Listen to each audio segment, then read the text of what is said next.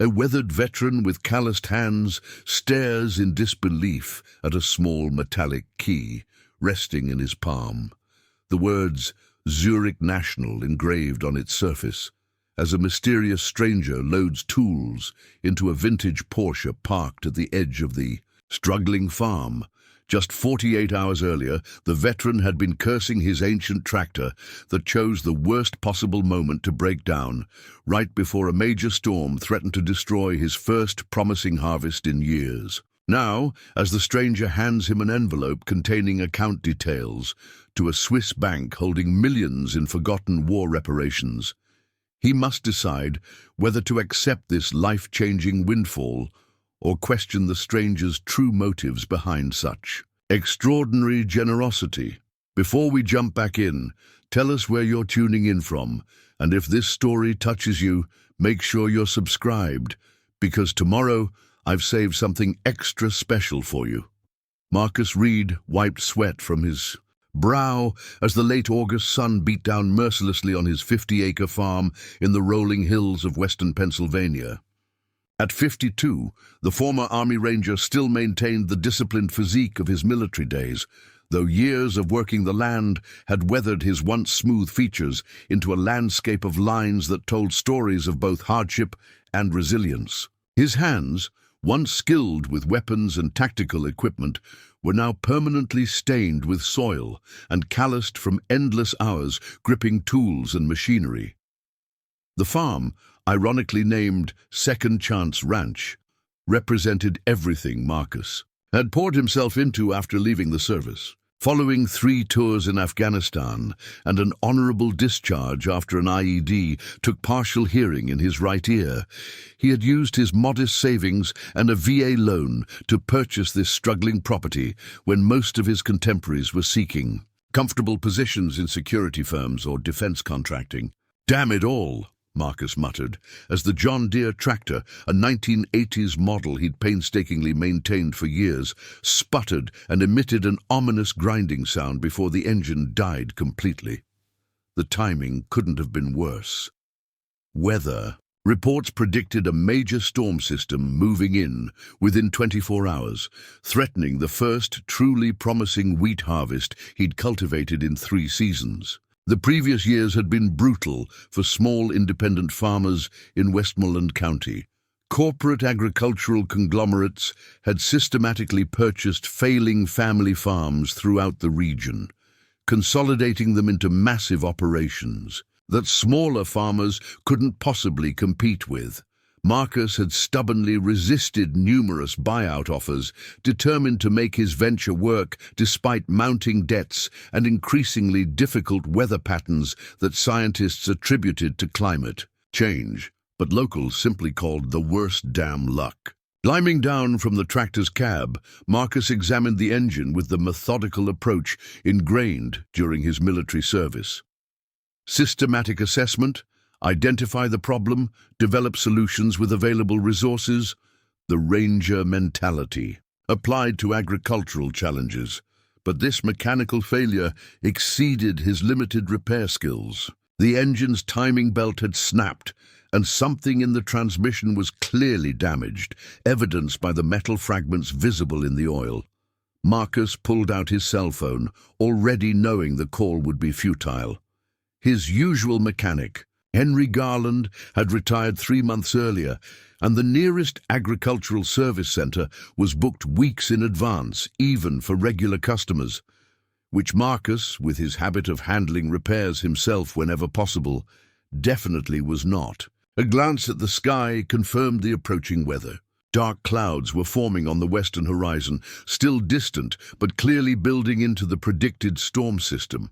If he couldn't get the tractor operational before it hit, he stood to lose nearly 40% of his annual income. "One more thing," he sighed, returning the phone to his pocket without making the call. Military service had taught Marcus to conserve resources, including emotional energy spent on futile complaints. Taking stock of his options, he decided to attempt retrieving his ancient backup tractor from the far storage barn. The 1960s-era International harvester was temperamental at best, dangerous at worst. But desperate times called for desperate measures. Marcus began the long walk across his property, each step a painful reminder of the knee injury that occasionally still troubled him from a parachute landing gone wrong during his second deployment. Halfway to the storage barn, the distinct rumble of an approaching vehicle caught his attention. The sound wasn't the familiar diesel growl of neighboring farmers' trucks, but something smoother, more refined, European engineering rather than American workhorse. Turning toward the gravel access road, Marcus watched as a vintage Porsche 911, probably from the early 1970s based on its classic lines, navigated the rutted drive with surprising grace. The vehicle was immaculately maintained, its deep forest, green paint gleaming in the afternoon sun, subtle dust from the country roads doing nothing to diminish its elegant presence. The incongruity of such a vehicle on his struggling farm momentarily stunned Marcus. Visitors were rare enough, visitors driving collector cars worth more than his entire annual harvest were unprecedented. His first thought was that perhaps the corporate buyers had sent someone new, someone who thought an impressive car might succeed where straightforward offers had failed. The Porsche came to a stop near Marcus's disabled tractor, and the driver's door opened to reveal a man in his late 40s or early 50s. The stranger was tall and lean, with salt and pepper hair cut short in a style that suggested precision without vanity. His clothing was similarly understated quality.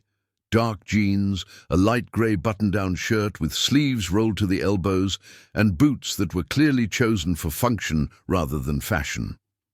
What immediately struck Marcus was the visitors. A bearing, the balanced stance and environmental awareness that Marcus recognized from his own military experience.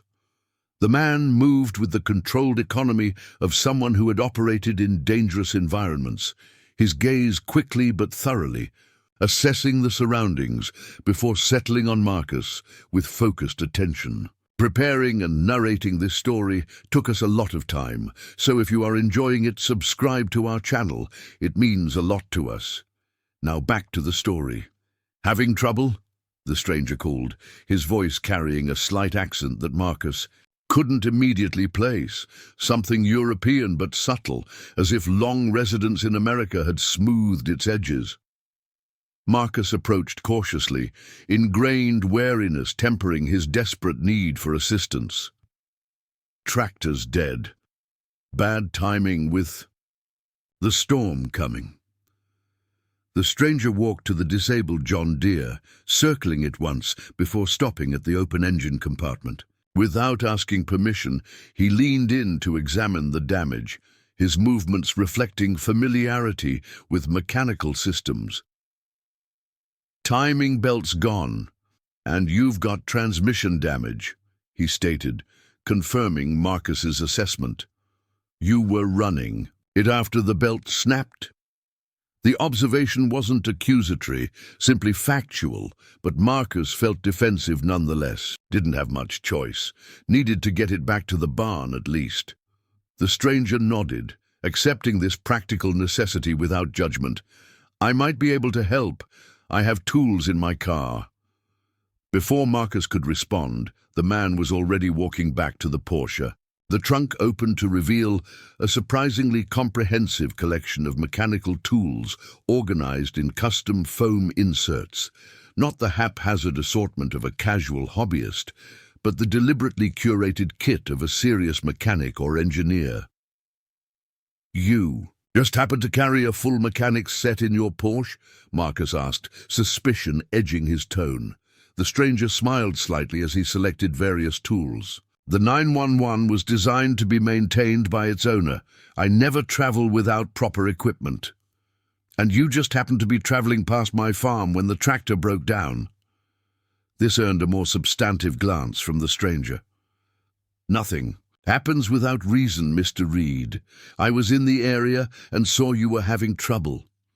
The use of his name sent a jolt of alarm through Marcus. "How do you know who I am?" The stranger straightened, tools in hand. Your mailbox is marked quite clearly at the turnoff, and Second Chance Ranch is somewhat known in certain circles. Before Marcus could press further, the stranger extended his hand. I'm Stefan Keller, former Swiss Special Forces current mechanical enthusiast. Now, would you prefer to discuss my background, or shall we see about fixing your tractor before that storm arrives? The practical priority won out over Marcus's suspicions. The approaching weather system wouldn't wait for trust to develop, and his livelihood depended on a functioning tractor. The repair first, he conceded. But I've got questions.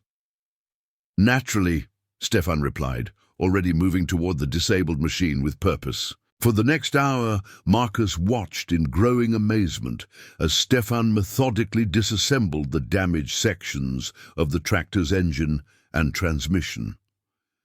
His work reflected not just mechanical knowledge, but a deeper understanding of engineering principles, identifying root causes rather than merely addressing symptoms.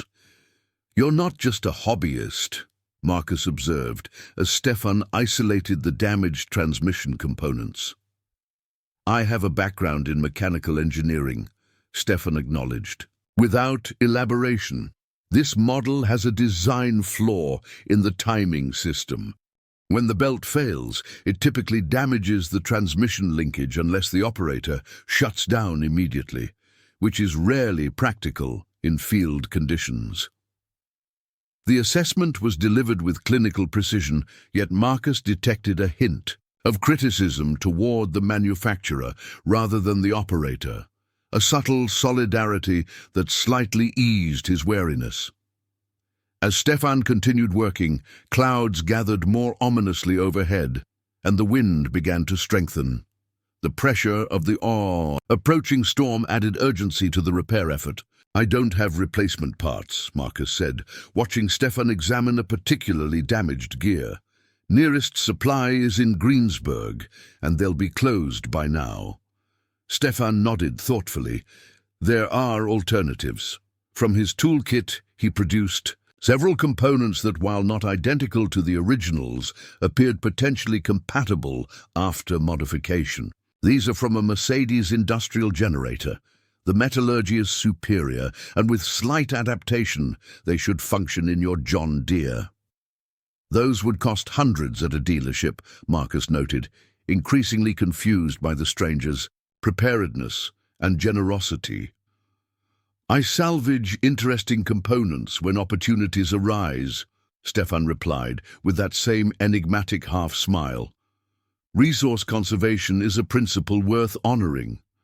The shared value, though expressed in Stefan's oddly formal manner, resonated with Marcus's own military-ingrained habits. Despite his continuing suspicion about Stefan's unexpected appearance and extensive preparation, Marcus found himself gradually shifting from wariness to cautious appreciation as the repair progressed.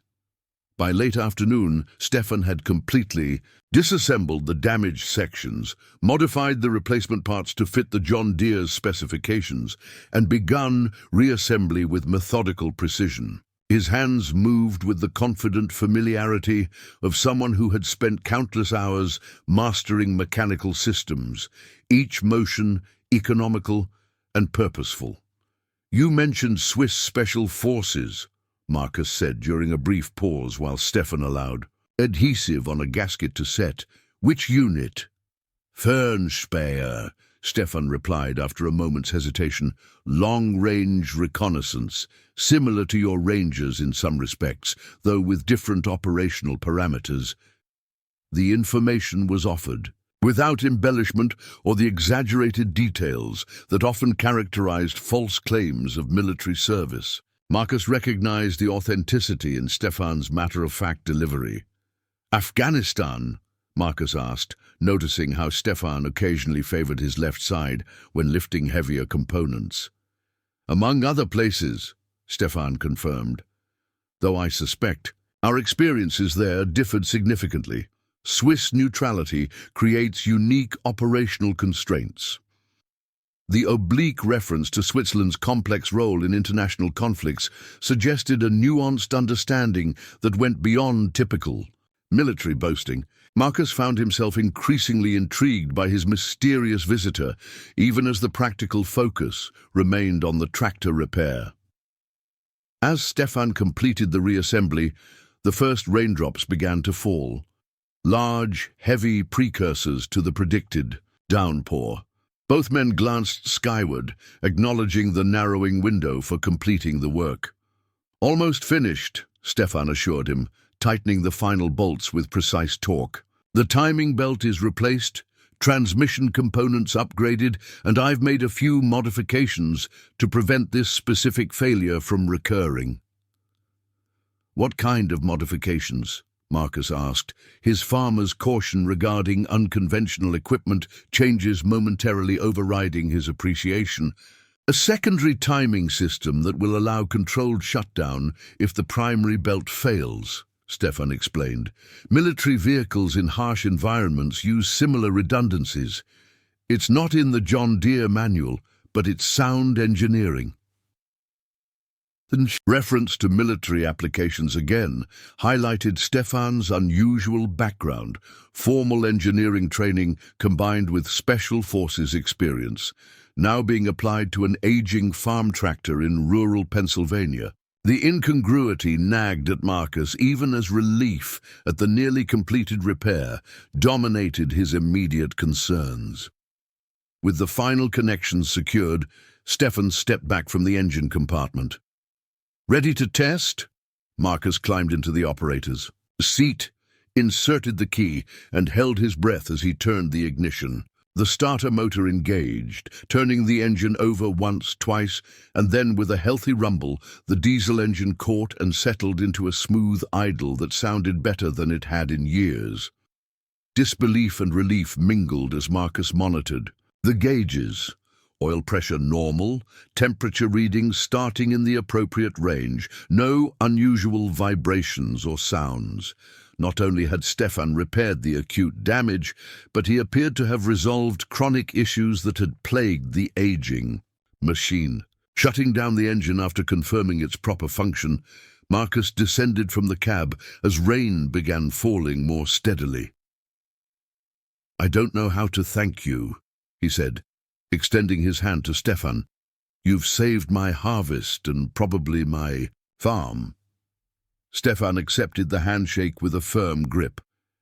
"No thanks necessary between veterans. We understand duty and service extend beyond formal discharge." The sentiment, delivered without pathos or exaggeration, struck Marcus as profoundly genuine. For the first time since Stefan's arrival, Marcus felt something beyond suspicion or cautious appreciation, a sense of authentic connection based on shared experiences that civilians, however well-intentioned, could never fully comprehend. "At least let me pay you for the parts and your time," Marcus insisted, though he knew his financial resources were severely limited. Stefan shook his head decisively. "The components were salvaged, not purchased. As for my time, consider it an investment in sustainable agriculture rather than corporate consolidation." The rain intensified suddenly, shifting from scattered drops to a proper downpour that prompted both men to seek shelter. Marcus gestured toward the nearby equipment barn, a sturdy structure that, while showing signs of deferred maintenance like much of the farm, offered immediate protection from the elements. Inside the barn, Marcus found himself in the unexpected position of host to his mysterious benefactor. The space was primarily functional, farming equipment in various states of repair, supplies organized with military precision, a small workbench with basic tools. A battered coffee maker and two mismatched mugs on a shelf suggested occasional hospitality, though visitors were rare. "Coffee?" Marcus offered, grasping for normal social protocols in this abnormal situation. "Thank you," Stefan accepted, surveying the barn with interest rather than judgment. As Marcus prepared the simple beverage, Stefan moved thoughtfully around the space, examining equipment with the focused attention of someone who understood mechanical systems at a fundamental level. He paused at a partially disassembled irrigation pump, studying its components with particular interest. "German design, modified for American power standards," he commented. "You've adapted it quite cleverly for your specific water chemistry." The accurate assessment of both the equipment's origins and Marcus's modifications surprised him. "How could you possibly know about our water chemistry?" Stefan gestured toward a whiteboard hanging near the workbench where Marcus had recorded various mineral content measurements and corresponding adjustments to the irrigation system. "Your documentation is thorough. Military habits applied to agriculture. I recognize the approach." The observation, linking Marcus's methodical farming practices to his military background, was unexpectedly perceptive. Most visitors saw only a struggling farm, not the systematic application of principles learned through service. "The habits stick with you," Marcus acknowledged, handing Stefan a steaming mug of black coffee. "Sometimes they're the only thing that keeps this place running." Thunder rumbled overhead as the storm intensified, rain hammering against the metal roof in a cacophony that would make continued conversation challenging. Both men settled into comfortable silence, sipping coffee while the weather raged outside. After several minutes, Stefan spoke, his voice pitched to carry over the storm without shouting. "You've refused multiple buyout offers from Agri-Global Corporation." The statement, accurate but not something Marcus had shared, reignited his suspicion. "You seem to know a lot about my business." "Information is valuable," Stefan replied, simply. "Your resistance to corporate acquisition has attracted attention in certain circles." "What circles would those be?" Marcus asked directly, his patience for cryptic references wearing thin. Stefan considered the question, seemingly weighing how much to reveal. "I represent interests that value agricultural independence and food sovereignty. Your farm sits at a strategic watershed that controls irrigation for nearly 30% of this county. In corporate hands, that water becomes a control mechanism over other independent farmers." The assessment matched Marcus's own understanding of why Agri-Global had been so persistent in their offers, despite his farm's modest size and production capacity. Control of water meant control of the entire agricultural ecosystem. "So you're what, some kind of agricultural activist who fixes tractors in his spare time?" Marcus's tone conveyed his skepticism. "I'm someone who recognizes patterns," Stefan replied, unperturbed by the challenge. "Patterns of corporate resource consolidation that mirror military strategies for controlling territories. The same approaches used in conflict zones are now being deployed in rural America, with economics replacing munitions." The parallel was uncomfortably insightful, aligning with observations Marcus had made but rarely articulated. Agri-Global's systematic pressure on independent farmers did indeed resemble military strategies for controlling hostile territories. Isolate, restrict resource access, create dependency, then absorb. "That still doesn't explain why you're here on my farm, fixing my tractor," Marcus pressed. Stefan set down his empty coffee mug and met Marcus's gaze directly. "Because your position is crucial to regional agricultural independence. Your farm's water rights represent a keystone in Agri-Global's strategy. If they acquire your property, 7 other farms become non-viable within 3 years. If you remain independent, you create what military strategists would call a disruption point. In their consolidation plan, the tactical framing of agricultural economics struck Marcus with unexpected clarity. He had always sensed that his stubborn resistance to selling had significance beyond his personal situation. But Stefan's analysis provided a strategic context that made his individual struggle part of a larger pattern. "How do you know all this?" Marcus asked, his tone shifting from suspicion to genuine curiosity. I've spent the past decade tracking patterns of resource consolidation across different sectors. Agriculture, water, energy, Stefan explained. The methodologies are remarkably consistent, whether applied by corporate interests, paramilitary groups, or traditional military forces. Control essential resources, create dependency, then dictate terms. The conversation was interrupted by a particularly violent thunderclap, followed by the distinctive crack of splintering wood. Both men moved to the barn door to witness a massive oak tree, at least a century old based on its size, toppling across Marcus's access road, effectively blocking the only exit from the property. "That's going to be a problem," Marcus observed, grimly. "No getting your fancy Porsche out until that's cleared, and it's too dangerous to attempt in this weather." Stefan surveyed the damage with the calm assessment of someone accustomed to changing circumstances. "I've slept in worse conditions than a dry barn during my service. If you're willing to host an unexpected guest, I'm adaptable." The practical acceptance of the situation, devoid of complaint or inconvenience, reinforced Stefan's claimed military background. The storm had made the decision for them both. Stefan would be staying at Second Chance Ranch at least until the weather cleared and the road could be opened. "I've got a spare room in the farmhouse," Marcus offered, making a quick decision. "No reason to sleep in the barn when there's proper shelter available." "I appreciate the hospitality," Stefan replied with simple directness. They made a dash through the downpour to the main house, a modest two-story structure that, like the barn, showed signs of deferred maintenance balanced against meticulous care for essential systems.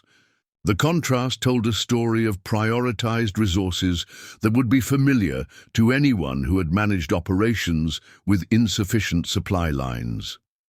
Inside, the farmhouse reflected Marcus's military background in its Spartan functionality. Furniture was chosen for durability rather than style. Decorations were minimal, and the layout prioritized efficient movement and clear sight lines to entrances and exits. A collection of military challenge coins in a simple display case provided the only obvious connection to Marcus's service. "Make yourself at home," Marcus offered, retrieving towels from a nearby closet. "Kitchen stocked, bathrooms down the hall. Spare room is upstairs, first door on the right." Stefan accepted the towel with a nod of thanks. "You live alone?" "Since my divorce 3 years ago," Marcus confirmed, the brevity of his response suggesting a topic he preferred not to elaborate on. As both men dried off from their dash through the rain, Marcus found himself studying his unexpected guest with renewed curiosity. The day's events had shifted his perception from suspicion to cautious acceptance, but significant questions remained about Stefan's background, resources, and interest in a struggling Pennsylvania farm. "Hungry?" Marcus asked, defaulting to basic hospitality. "I could eat," Stefan acknowledged. In the kitchen, Marcus assembled ingredients for a simple meal, while Stefan stood at the window, watching the storm with thoughtful attention. The domestic scene, two veterans preparing to share dinner while rain lashed against the windows, created an unexpected moment of normalcy in what had been an increasingly surreal day. "Your irrigation system design is impressive," Stefan commented, turning from the window.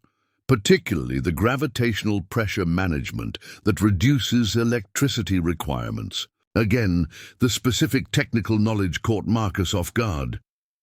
"You noticed that from a glance at a whiteboard?"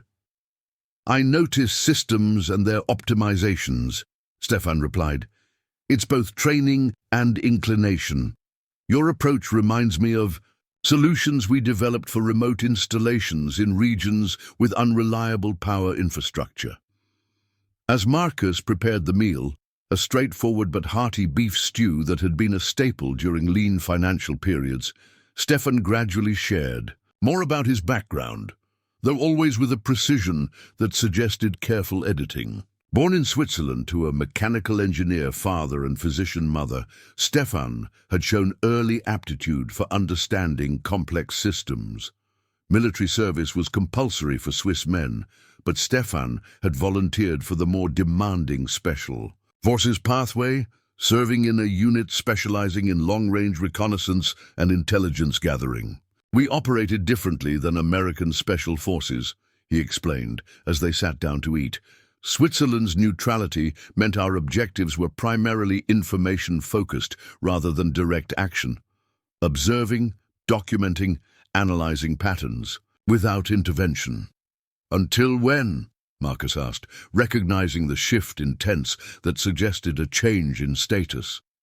"Until intervention became necessary," Stefan replied with characteristic economy, leaving the circumstances of that transition unspecified. The meal progressed with conversation turning to more neutral territory, the challenges of small-scale farming, the increasing pressure from corporate agriculture, the changing weather patterns affecting crop yields.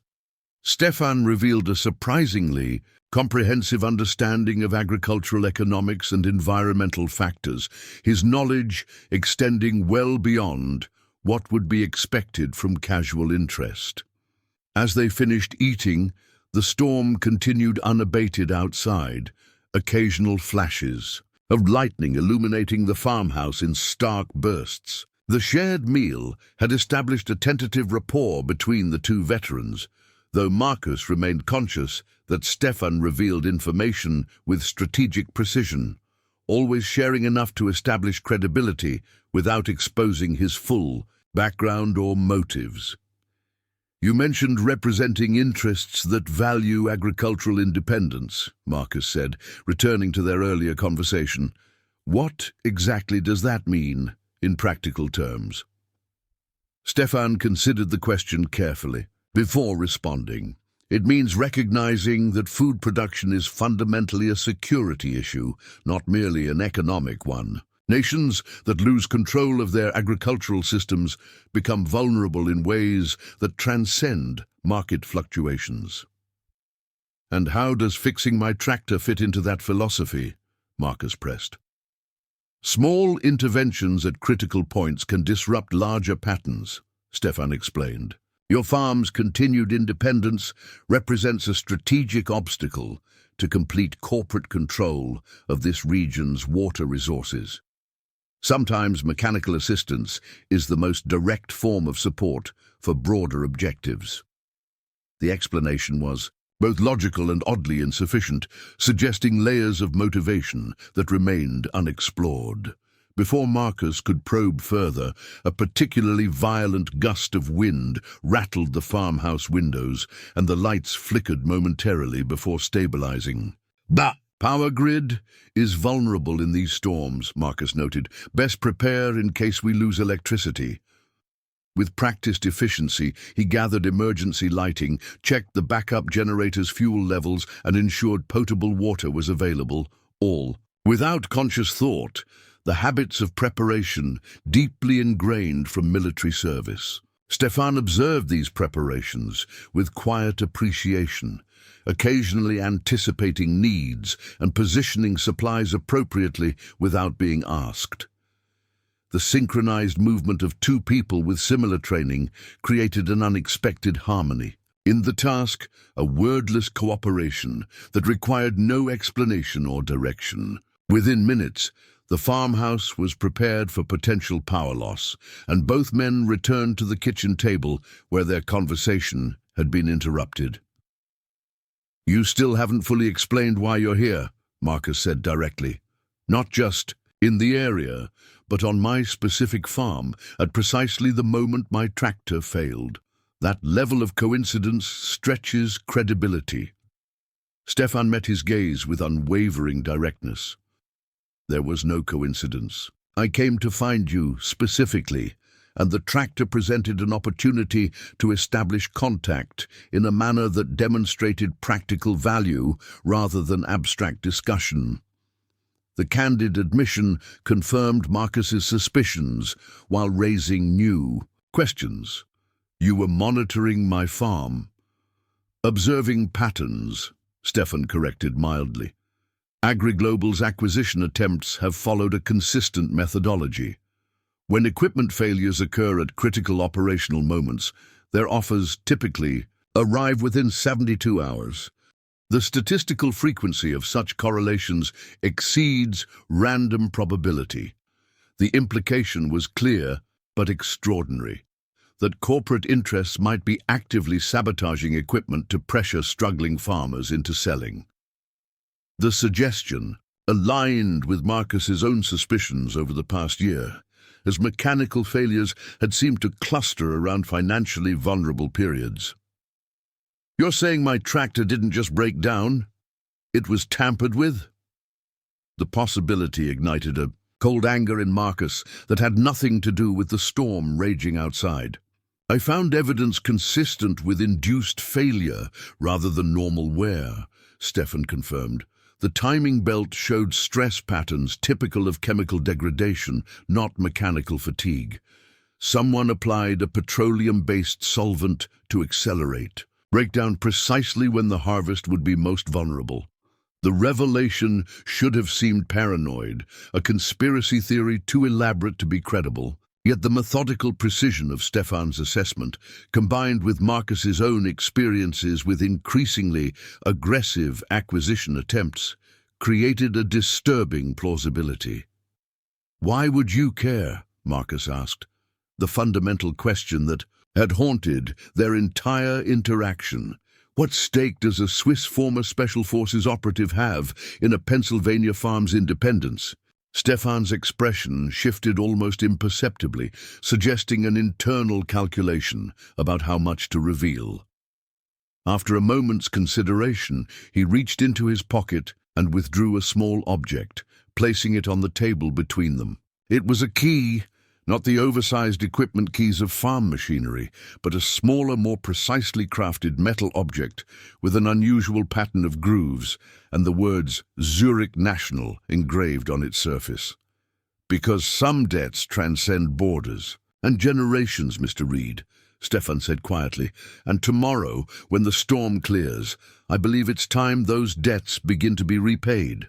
Udish, the cryptic statement hung in the air between them as another flash of lightning illuminated the key on the table, its polished surface reflecting momentarily in the electric light before darkness returned, leaving Marcus staring at an object that hinted at revelations yet to come. Outside, the storm continued unabated, mirroring the turbulence of unanswered questions swirling through the farmhouse. The tractor was repaired, but Marcus sensed that his encounter with Stefan Keller represented more than mechanical assistance. It was the beginning of something that might transform not just his struggling farm, but his understanding of connections that spanned continents and generations.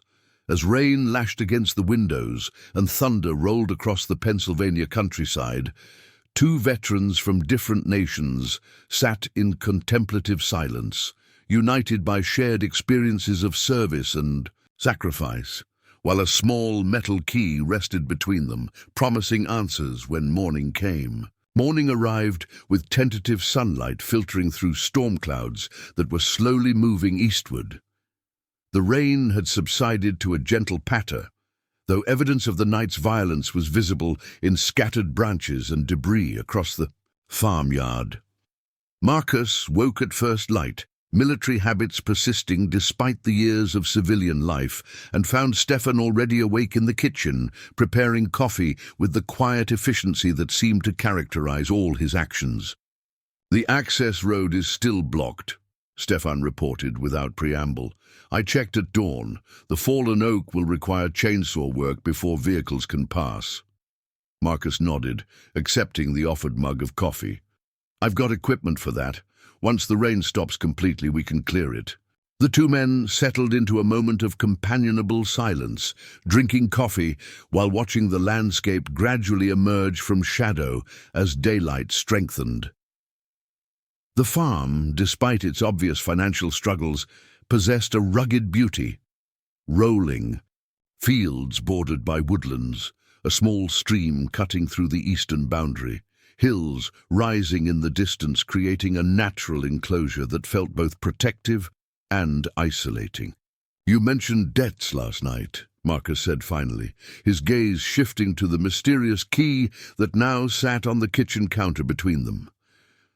"What exactly did you mean by that?" Stefan set down his coffee mug and adopted a more formal posture, suggesting the transition to a conversation of significance. "What do you know about your grandfather's service during World War II?" The question seemed disconnected from their previous discussion, catching Marcus off guard. "Colonel James Reed? Not much beyond the basics. Airborne Division? Parachuted. Into France ahead of D-Day, earned a Silver Star for actions behind enemy lines. He died when I was 10, didn't talk much about the war." Stefan nodded as if this confirmed something. Many of that generation didn't discuss their experiences, particularly those involved in classified operations. "My grandfather was just a regular soldier as far as I know," Marcus said, though a hint of uncertainty crept into his voice. "Family. History often contained gaps and simplifications, and his grandfather's military stories had indeed been sparse and general." "Colonel Reed was more than that," Stefan replied with quiet certainty. "He was part of a specialized unit tasked with tracking and recovering assets looted by Nazi forces, art gold currency, resources being transferred to Switzerland and other neutral territories as the Reich began to collapse." The information was delivered with such specificity that it carried immediate credibility, yet it contradicted the limited family history Marcus had been told. "How would you possibly know that?" "Because my grandfather, Konrad Keller, was a Swiss banking official who secretly assisted Allied efforts to identify hidden accounts," Stefan explained. "The two men worked together in the final months of the war to document transfers of looted assets that were being concealed within Switzerland's banking system." Marcus felt a disorienting shift in his understanding of family history, connections forming between his grandfather's reticence about certain aspects of his service and this unexpected revelation. "You're saying our grandfathers knew each other?" "They did more than know each other," Stefan confirmed. "They worked together to create a detailed registry of accounts containing assets that rightfully belonged to victims of the Nazi regime, families who had been displaced or eliminated, with no heirs to claim what had been stolen from them." The historical weight of this revelation settled heavily in the farmhouse kitchen, transforming the space from domestic simplicity to a nexus point where past and present converged. Marcus studied Stefan with renewed intensity, seeing beyond the mechanical expert who had repaired his tractor to a man carrying historical purpose that spanned generations.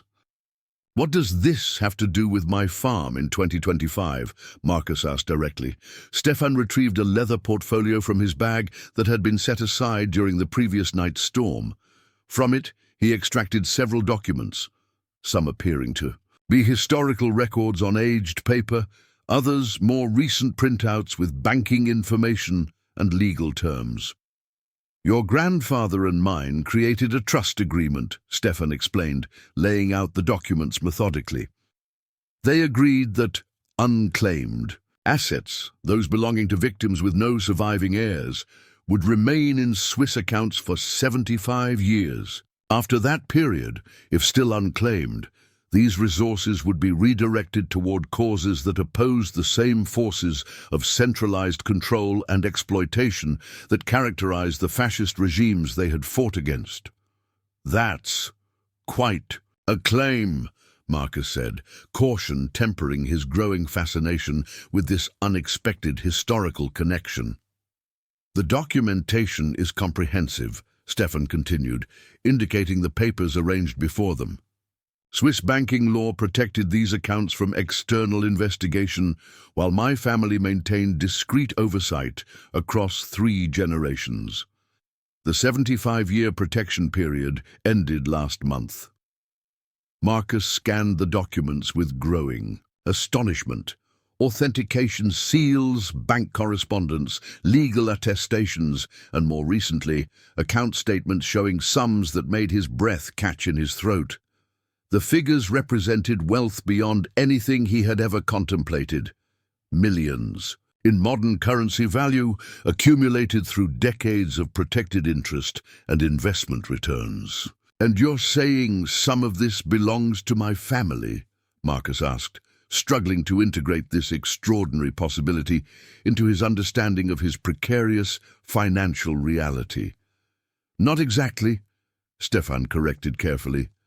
"Your grandfather specifically structured the trust to exclude personal inheritance. Rather, he designated that the resources be used to combat economic oppression and centralized resource control, what he saw as the fundamental dangers that had allowed fascism to rise in Europe." Stefan indicated a specific document, a letter, written in faded ink on yellowed paper, the handwriting strong and decisive. "This is from Colonel Reed to my grandfather, dated March 1947. He specifically mentions concerns about consolidated economic power, creating the same dangers in peacetime that military force had represented during war." Marcus read the indicated passage, feeling a profound connection to a grandfather he had known only briefly and incompletely. The words revealed a depth of political and economic understanding that had never been part of family stories.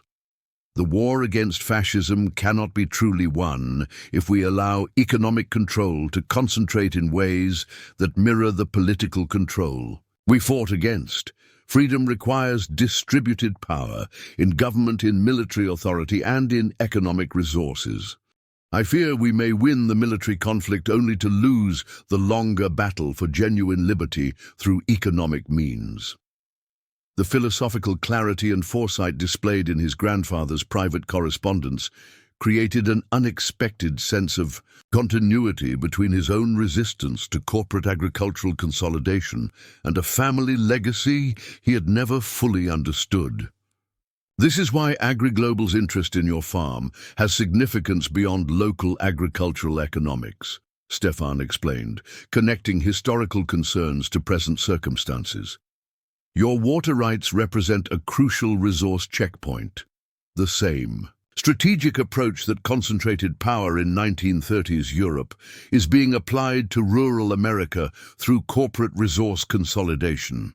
The parallel was both disturbing and clarifying, providing context for Marcus's instinctive resistance to selling his farm despite mounting financial pressure. What had felt like stubborn personal pride might instead be an unconscious continuation of principles that had guided his grandfather's generation. "So the key," Marcus said, looking at the small metal object that had initiated this extraordinary conversation. "Access to one of the primary accounts established under the trust agreement," Stefan confirmed. "Approximately $12 million in current valuation, designated specifically for preserving independent agricultural operations against corporate consolidation." The figure was so far beyond Marcus's financial reality that it seemed almost abstract, disconnected from the practical concerns of fuel costs, equipment repairs, and mortgage payments that dominated his daily existence. "Why now?" Marcus asked, the timing seeming too convenient to be coincidental. "You appear just as my tractor fails, and AgriGlobal is making their most aggressive offer yet." "Pattern recognition and intervention," Stefan replied.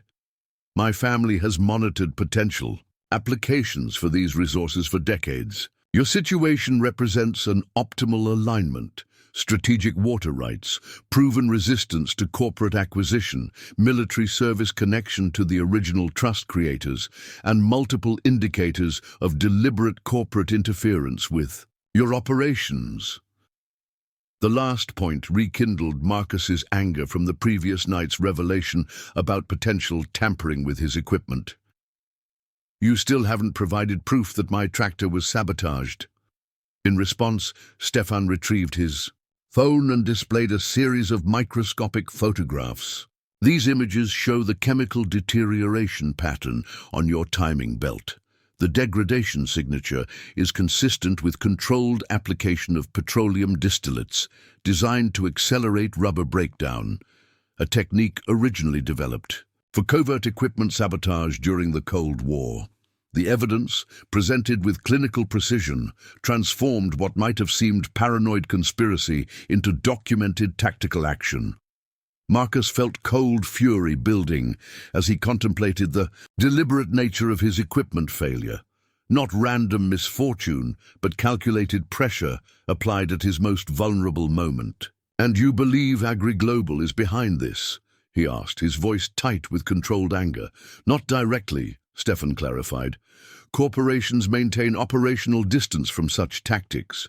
They typically engage third-party consulting firms, staffed with former military or intelligence personnel who understand deniable pressure operations.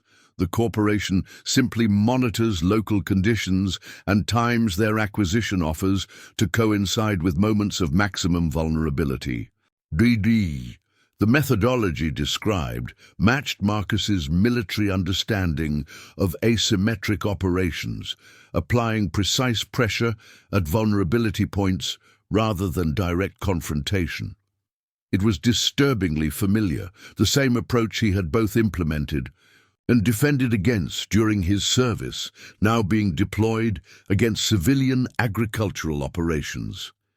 "So what exactly are you proposing?" Marcus asked, refocusing on the immediate implications rather than historical connections or corporate tactics.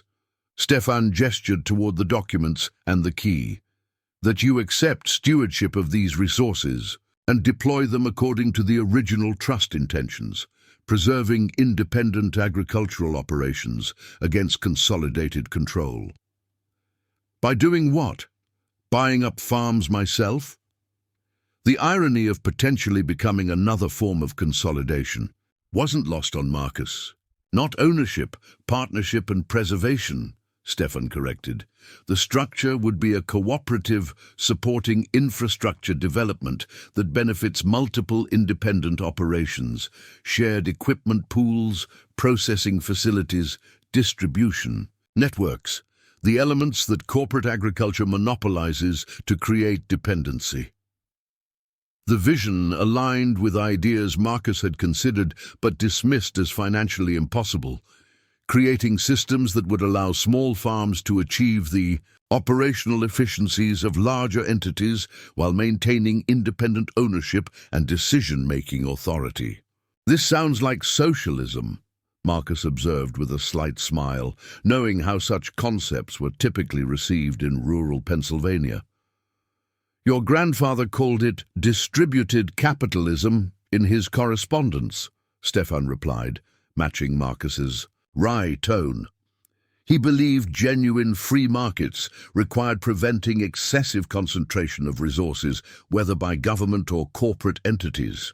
The conversation was interrupted by the sound of vehicles approaching on the main road that connected to Marcus's farm entrance. Both men moved to the window, their military training evident in the automatic assessment of potential threat. 3 black SUVs had stopped at the point where the fallen oak blocked access to the property. Men in business attire emerged from the vehicles, surveying the obstacle with evident frustration. "Right on schedule," Stefan commented. "AgriGlobal representatives arriving to make their offer while they believe you're vulnerable from equipment failure and storm damage." The observation confirmed Stefan's earlier assertion about corporate tactics. The timing was too precise to be coincidental, suggesting monitoring and calculated intervention rather than routine business practices.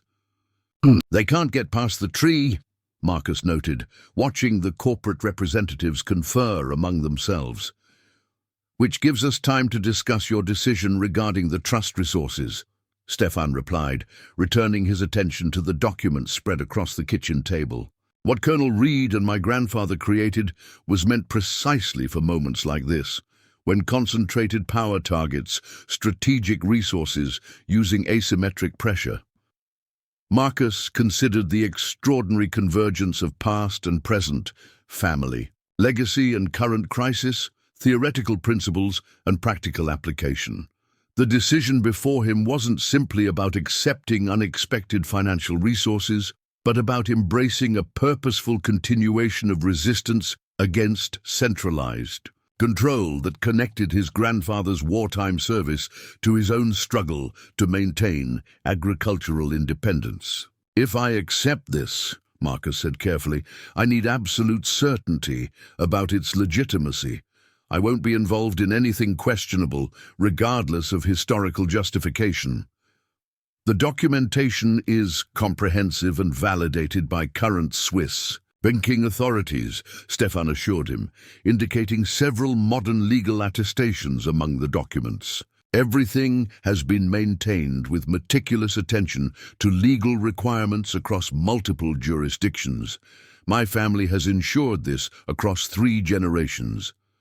The statement carried both personal and professional assurance that resonated with Marcus's military understanding of intergenerational duty.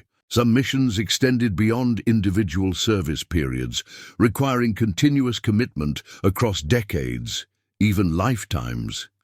Through the window, they observed one of the Agri-Global representatives attempting to navigate around the fallen tree on foot, picking his way through mud and debris while trying to maintain corporate dignity in inappropriate footwear.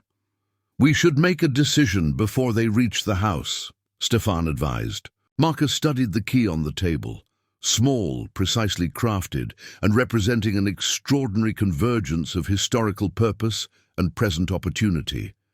His grandfather had fought fascism in Europe, then quietly established resources to combat its economic equivalent decades later. Now, through Stefan's intervention, those resources could potentially preserve not just Marcus's farm, but an entire community of independent agricultural operations. "I'll need your guidance on the banking procedures," Marcus said, reaching a decision, "and legal counsel for establishing the right cooperative structure." Stefan nodded, satisfaction evident in his expression. "Both are arranged. Banking representatives in Zurich are prepared for your authorization, and legal advisors with expertise in agricultural cooperatives are standing by." The comprehensive preparation suggested this moment had been anticipated and planned for well in advance. Not just Stefan's appearance at Marcus's farm, but the entire process of activating resources established decades earlier. "You were very confident I would agree," Marcus observed with a hint of challenge. "Not confident, hopeful," Stefan corrected. "Pattern recognition suggested you shared your grandfather's principles, but human choice remains unpredictable. That's why fascism fails ultimately. It cannot account for individual moral decision-making that transcends calculated self-interest." The philosophical observation revealed depth to Stefan's perspective beyond tactical assessment or family obligation. Before Marcus could respond, a knock sounded at the front door. The Agri-Global representative had navigated the obstacles and reached the farmhouse. "Mr. Reed?" called a voice projecting professional congeniality. "Jim Blackwell from Agri-Global. Saw you had some storm damage. Thought we might discuss how we could help." The corporate timing was impressively precise, identifying vulnerability and appearing with offers of assistance that would undoubtedly come with binding terms. Under normal circumstances, Marcus would have been facing this pressure alone, with limited financial options and a disabled tractor threatening his harvest. Stefan gathered the historical documents efficiently while leaving the modern banking information visible. "Sometimes showing strength is more effective than hiding it," he advised quietly. "They expect desperation, not strategic capability." Marcus nodded, appreciating the tactical approach. Moving to the door, he opened it to reveal a man in his early 40s wearing a suit that had suffered somewhat from the journey around the fallen tree. Despite his slightly muddy appearance, Blackwell maintained a confident, almost sympathetic expression, corporate concern personified. "Mr. Reed, sorry to disturb you after the storm," Blackwell began smoothly.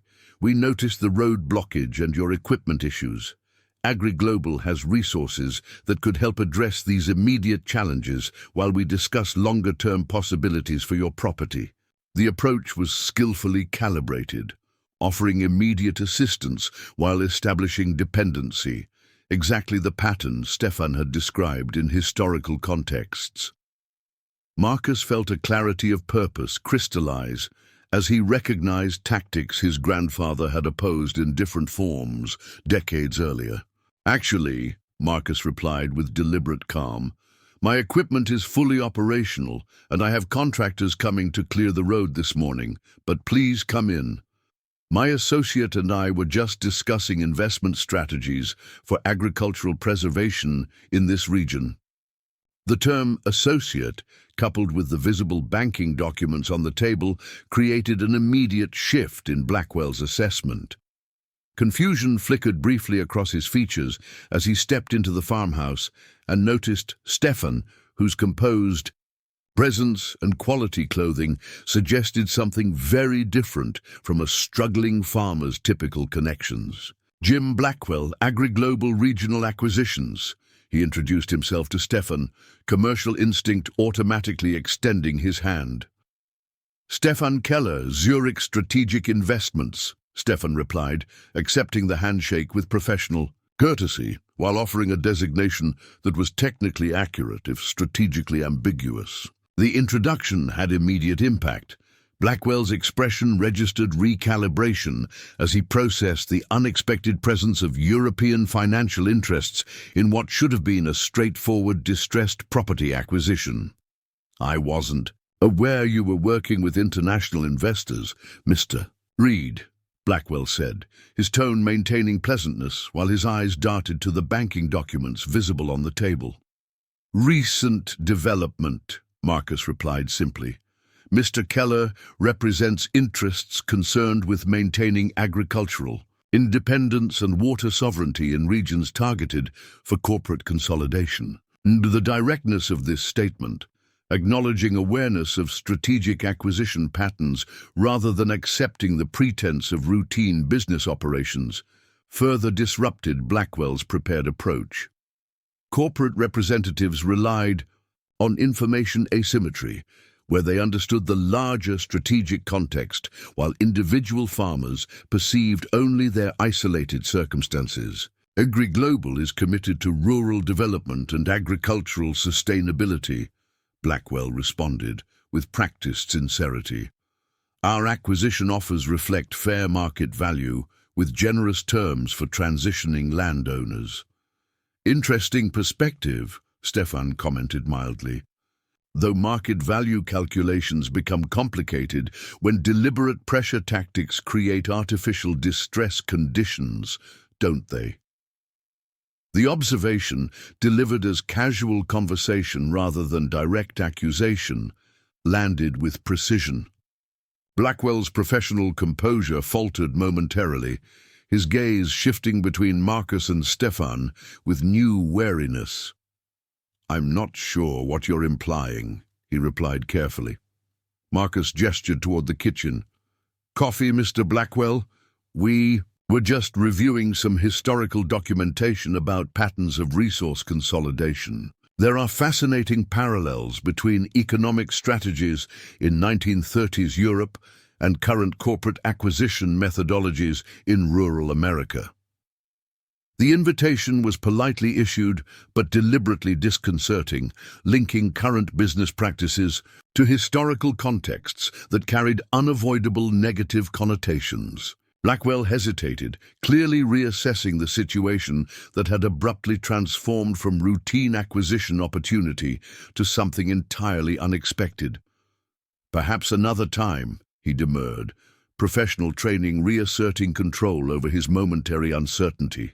"I should report the road condition to our facilities team. They might be able to assist with clearing access."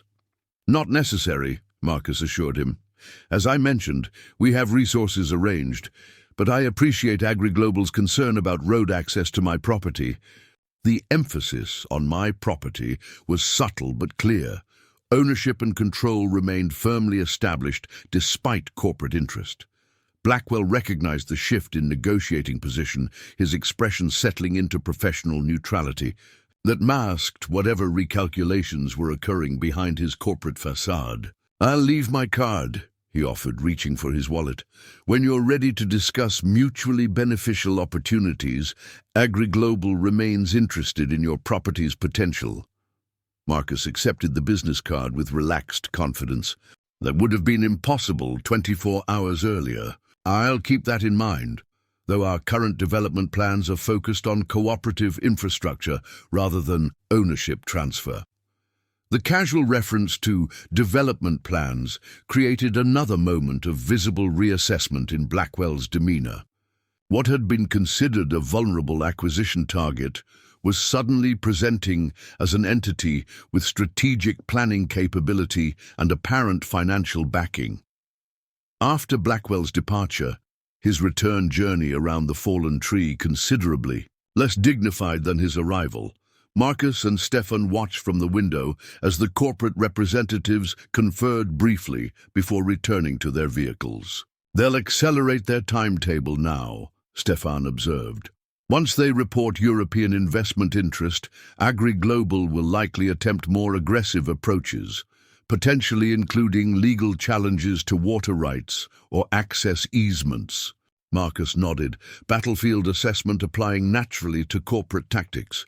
"Which means we need to move quickly with whatever you're proposing." Stefan retrieved his phone and made a brief call in fluent German, too rapid for Marcus to follow, even if he had understood the language. After a concise exchange, he returned his attention to Marcus. "Banking representatives are prepared for video verification at your convenience. Once identity confirmation is complete, initial resources can be transferred to established accounts within 24 hours. The efficiency suggested an operation long planned and carefully orchestrated, not an improvised response to Marcus's decision, but the activation of systems established in anticipation of this moment. "What exactly do you envision happening here?"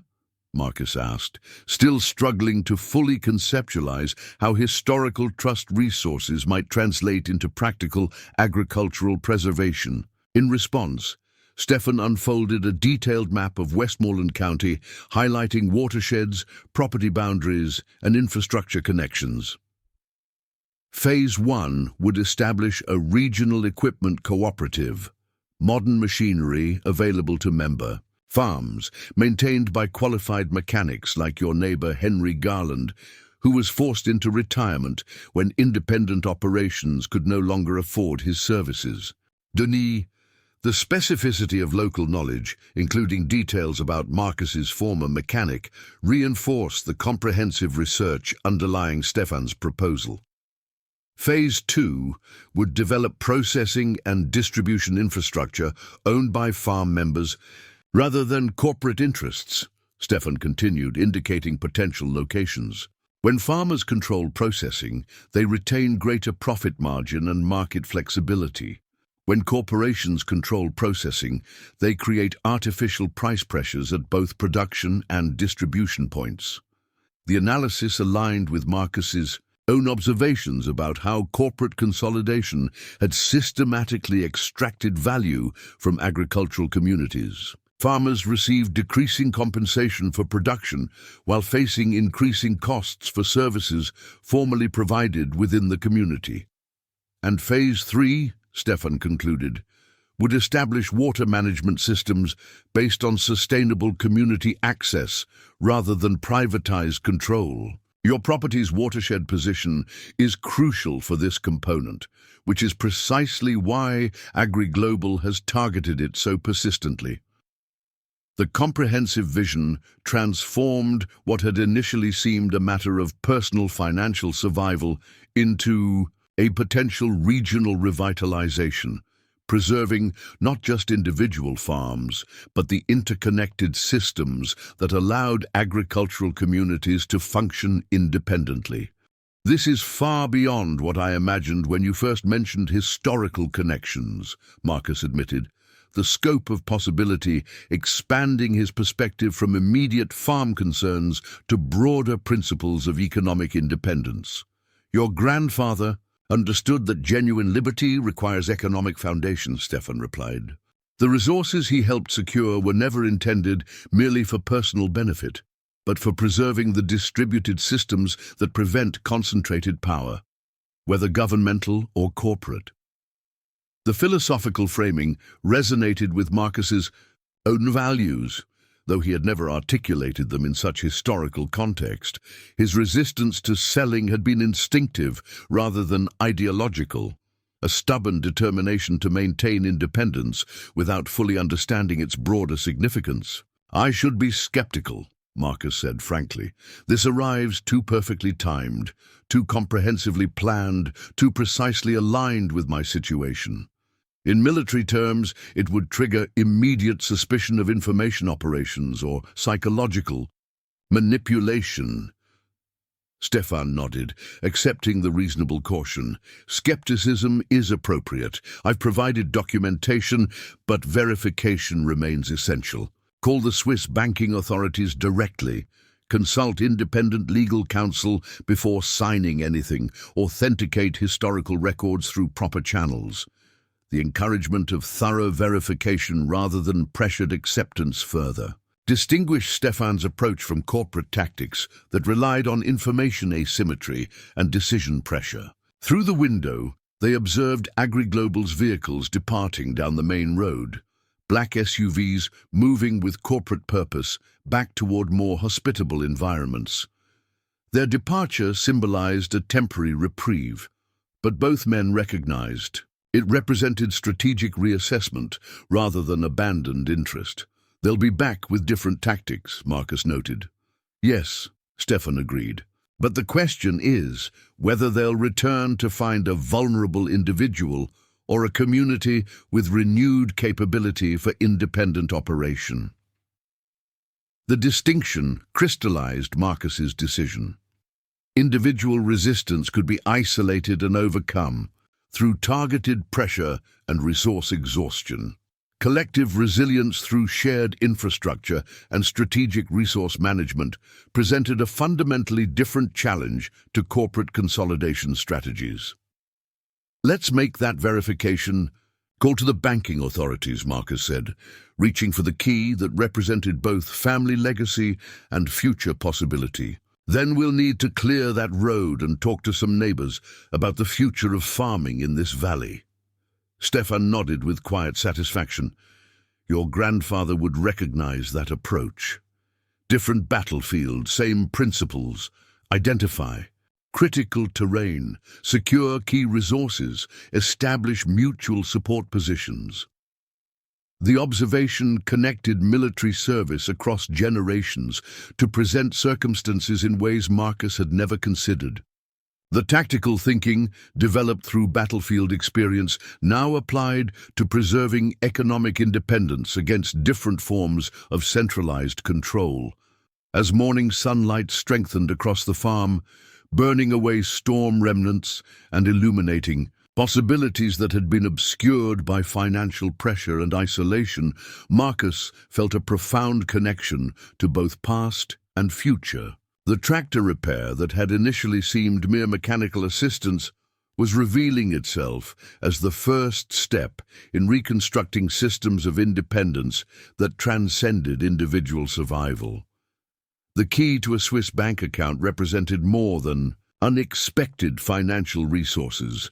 It was a tangible connection to a grandfather's foresight and a community's potential revival. As Marcus held it in his calloused farmer's hand, he recognized it unlocked possibilities that had seemed impossible just days earlier. Through the window, the wheat fields still waited for harvest, golden under clearing skies. But for the first time in years, Marcus viewed them not with anxiety about financial survival, but with renewed purpose connected to principles that had guided his family across generations. The harvest ahead would serve not merely his farm's immediate needs, but potentially a community's reclaimed independence. By late afternoon, the fallen oak had been cleared from the access road. Marcus and Stefan had worked together with the efficiency of men accustomed to overcoming physical obstacles, their military backgrounds evident in the systematic approach to the task. The chainsaw work had been precise, the hauling methodical, and the clearing complete well before any county services could have addressed the problem. As they stored the equipment in Marcus's barn, the distant sound of approaching vehicles signaled more visitors navigating the recently cleared road. Unlike the corporate SUVs earlier that morning, these were the familiar diesel engines of neighboring farmers. 2 pickup trucks and a well-used Jeep turning into Marcus's driveway. "Word travels fast in farming communities," Marcus commented, recognizing the vehicles. "Those are my neighbors." "Social networks predating digital versions," Stefan observed. "More reliable in many ways." The vehicles parked in a loose semicircle near the barn, and 3 men emerged, all bearing the weathered appearance and practical clothing of working farmers. Their expressions carried concern, mixed with the neighborly solidarity that characterized rural communities during crises. "Heard you had trouble," called the oldest of the 3, a man in his 60s named Hank Matheson, who ran a dairy operation 2 properties over. "Storm damage and equipment issues." Marcus approached with a welcoming gesture. Got both handled. "This is Stefan Keller, mechanical expert who happened by when my tractor decided to give up." The introduction prompted handshakes. All around, the farmers assessing Stefan with the frank curiosity of people accustomed to evaluating both equipment and character through direct observation. "That's Joel Winters," Marcus continued, indicating a lean man in his 40s, "runs the orchard operation east of here. And Ray Townsend, vegetables and some experimental crops on the north side of the valley." Stefan acknowledged each with respectful nods, his manner shifting subtly to match the plain-spoken directness of the farming community. The adjustment was barely perceptible, but demonstrated an adaptability that reflected his specialized training, becoming contextually appropriate without affectation. "I heard Agri-Global was sniffing around again," Ray said, getting directly to a primary concern. 3 black SUVs passed my place headed this way earlier." The information confirmed the interconnected awareness that characterized the farming community, corporate presence noted and communicated as a matter of shared interest rather than mere gossip. "They showed up right on schedule," Marcus confirmed, timing their offer with what they thought was peak vulnerability. "Getting predictable," Joel commented with a humorless smile. "Catherine Miller lost her Southfield irrigation system 3 days before they showed up with their generous buyout terms." The pattern Stefan had described was clearly recognized among the farmers, though they had perceived it as predatory opportunism rather than potentially deliberate interference. "Any chance we could talk somewhere comfortable?" Hank suggested, glancing at the sky where clouds were beginning to gather again. "Got some community business to discuss that might interest your visitor too." Marcus led the group to the farmhouse, the gathering taking on the informal character of an impromptu council meeting rather than social visit. Once seated in Marcus's living room, the farmers automatically arranging themselves in a rough circle conducive to equal discussion, Hank addressed the immediate community concerns. "We're down to 7 independent operations in this valley now," he began without preamble. "Wilkerson signed the papers yesterday, 18th family farm acquired by Agri-Global in the past 5 years. The news landed heavily. Wilkerson's property bordered Marcus's on the western edge, creating a contiguous corporate presence that would further isolate the remaining independent farms. "They're ringing us in," Ray observed, the military terminology natural for someone whose son was currently serving in the army. "Creating a perimeter of controlled properties that restrict access and movement for those of us holding out." The Strategic assessment aligned perfectly with Stefan's earlier explanation of corporate acquisition patterns mirroring territorial control tactics. Marcus glanced at his unexpected guest, whose expression remained neutral but attentive, observing the farmer's analysis without interruption. "That's why we came today," Joel continued, leaning forward with intensity. "We're forming a cooperative alliance, pooling resources, sharing equipment, coordinating market access. Last stand effort for independence.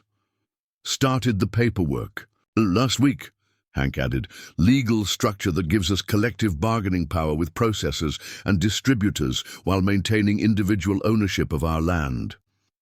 Marcus felt a surge of unexpected emotion. These neighbors he had known for years, but interacted with primarily at equipment auctions or grain elevators, had been developing exactly the kind of cooperative structure Stefan had described as necessary for resisting corporate consolidation. "We need you in, Marcus," Ray said directly. "Your water rights are critical to the whole valley's independence. If AgriGlobal gets control of your watershed, they'll have regulatory leverage over all our irrigation access." The focus on water rights, again matching Stefan's analysis, confirmed the strategic importance of Second Chance Ranch beyond its modest agricultural output. Marcus's property controlled a crucial resource checkpoint that affected the entire community's viability.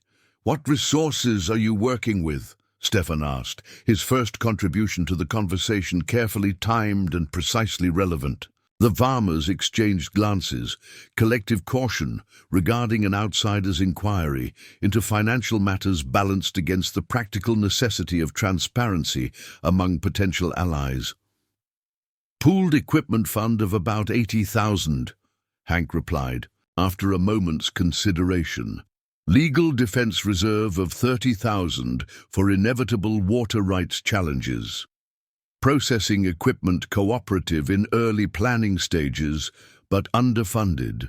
The figures represented significant commitment from financially stressed operations, but fell far short of what would be required for genuine infrastructure development that could compete with corporate resources.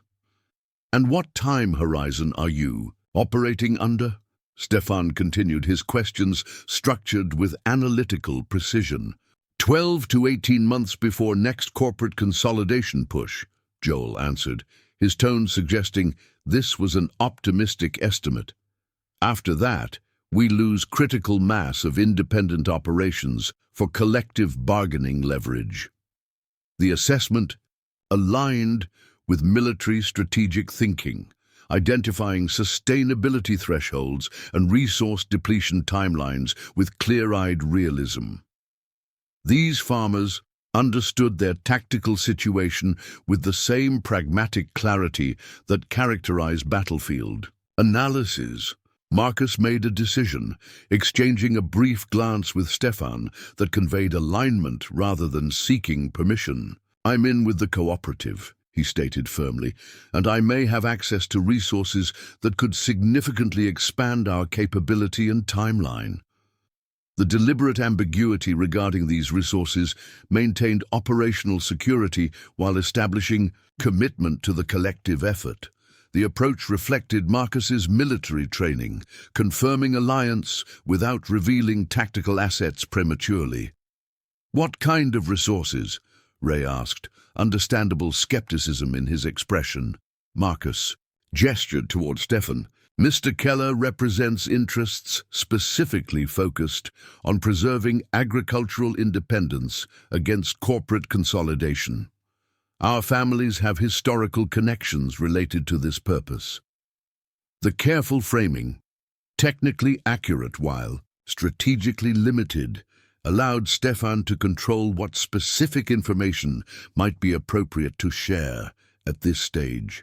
The farmer's expressions showed cautious interest, tempered by the wariness of people who had witnessed countless financial schemes targeting vulnerable agricultural operations. "I represent a trust established in 1947, Stefan explained, his tone shifting to more formal precision. The resources were specifically designated for preventing economic concentration that mirrors the centralized control characteristic of fascist regimes, which the trust founders had directly combated.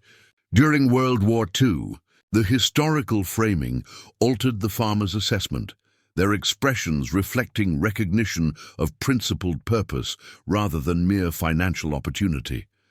Rural communities maintained strong connections to military service and understood intergenerational commitments to preserving freedoms secured through sacrifice. Marcus's grandfather was one of those founders. Stefan continued, the 75-year sequestration period for these resources concluded last month, making them available for deployment according to the original trust directives, specifically preventing concentrated control of essential resources necessary for independent operation. Hank studied Stefan with the penetrating assessment of someone who had evaluated character and credibility through decades of agricultural business dealings.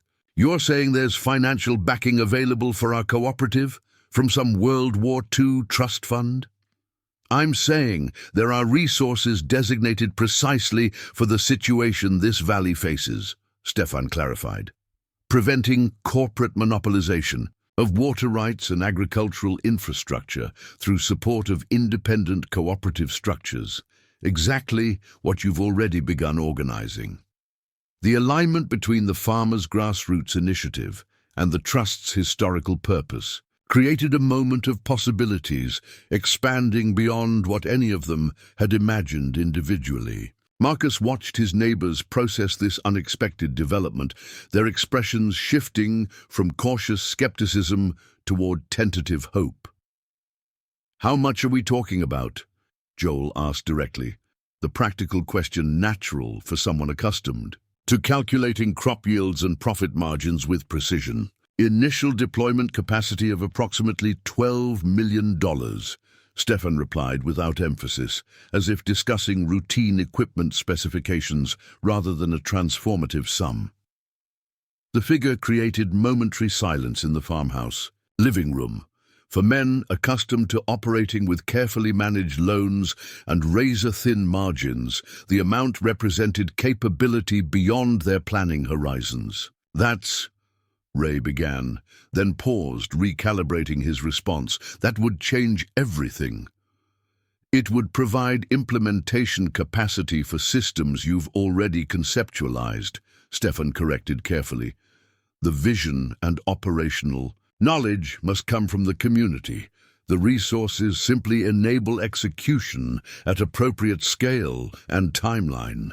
The distinction was important, reinforcing that the farmer's own understanding of their needs would drive decisions rather than external direction attached to financial support. This approach stood in direct contrast to corporate methods that imposed standardized systems disconnected from local knowledge and conditions. We'd need proper legal structures, Hank noted, his practical mind already addressing implementation challenges. Transparency, accountability, clear operational guidelines, all anticipated in the trust provisions, Stefan confirmed. Documentation includes comprehensive governance frameworks developed specifically for agricultural cooperatives maintaining independence while accessing collective infrastructure. The revelation that such detailed planning had been established decades earlier, anticipating the very challenges they now faced, created another shift in the gathering's energy.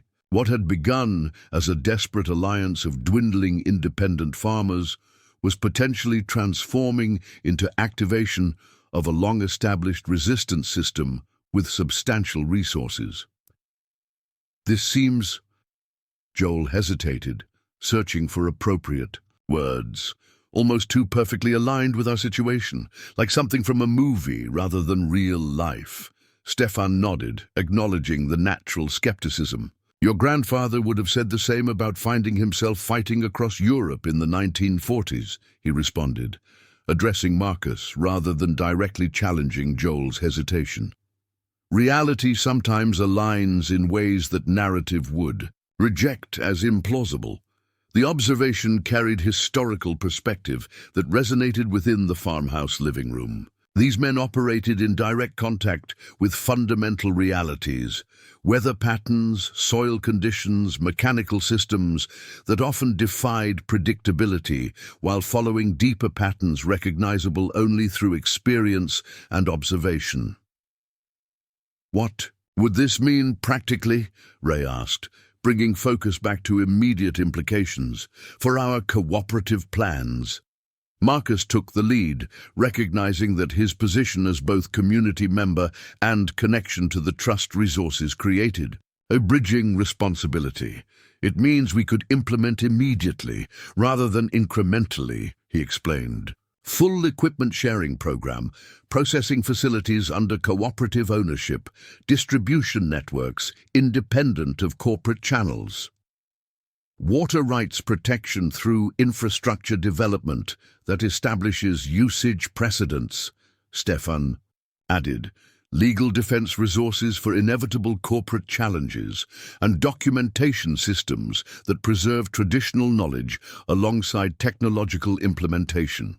The comprehensive vision expanded what the farmers had begun planning, from desperate holding action to systemic transformation, preserving independence not through isolation, but through interconnected resilience that corporate acquisition strategies couldn't easily dismantle.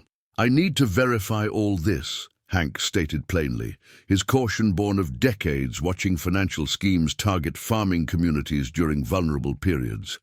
No offense intended, but claims this significant require thorough confirmation. "I would be concerned if you didn't insist on verification," Stefan replied with genuine approval. "The trust documentation includes independent authentication protocols precisely to prevent exploitation of vulnerable communities through misrepresentation." The exchange reinforced the integrity of what was being proposed. Transparency and verification were built into the system rather than treated as obstacles to overcome through pressure or manipulation. This approach stood in stark contrast to corporate methods that relied on information asymmetry and decision urgency to secure advantageous terms. For the next hour, the farmers discussed practical implementation details with increasing animation. Years of suppressed ideas, innovations considered impossible due to financial constraints, emerged as potentially viable under the resource parameters Stefan had outlined. Irrigation systems designed for water conservation rather than corporate. Billing metrics. Processing facilities scaled to community needs rather than maximum extraction efficiency. Distribution networks preserving local food sovereignty alongside market access. Throughout this discussion, Marcus observed Stefan's careful balance between providing framework information and avoiding directive control. The approach demonstrated sophisticated understanding of community dynamics, offering enabling resources without undermining local authority and knowledge. As evening approached and the gathering prepared to conclude, Hank addressed the central question that would determine next steps. "When could we begin implementing this partnership? Assuming verification confirms everything you've presented. Banking authorities are prepared for identity confirmation immediately," Stefan replied. "Resource deployment could begin within 72 hours of verification completion. Legal framework documentation is prepared for adaptation to your specific cooperative structure." The timeline, days rather than months or years, created another recalibration of possibilities. What had been conceptualized as a multi-year, resource-constrained resistance effort could potentially transform into immediate implementation of systems that would fundamentally alter the balance of power in the agricultural valley.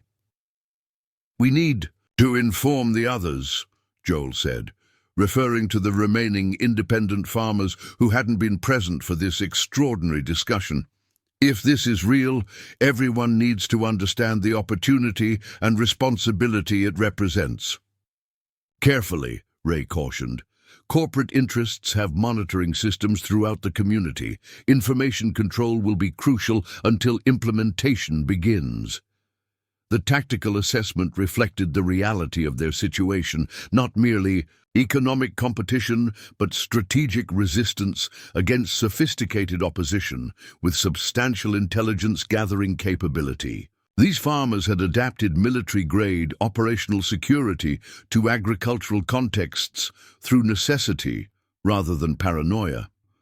As the meeting concluded and the farmers prepared to depart, Hank paused at the door, turning back to Marcus with an expression of cautious hope tempered by decades of witnessed decline. "My grandfather used to talk about farmers as the last free people," he said quietly.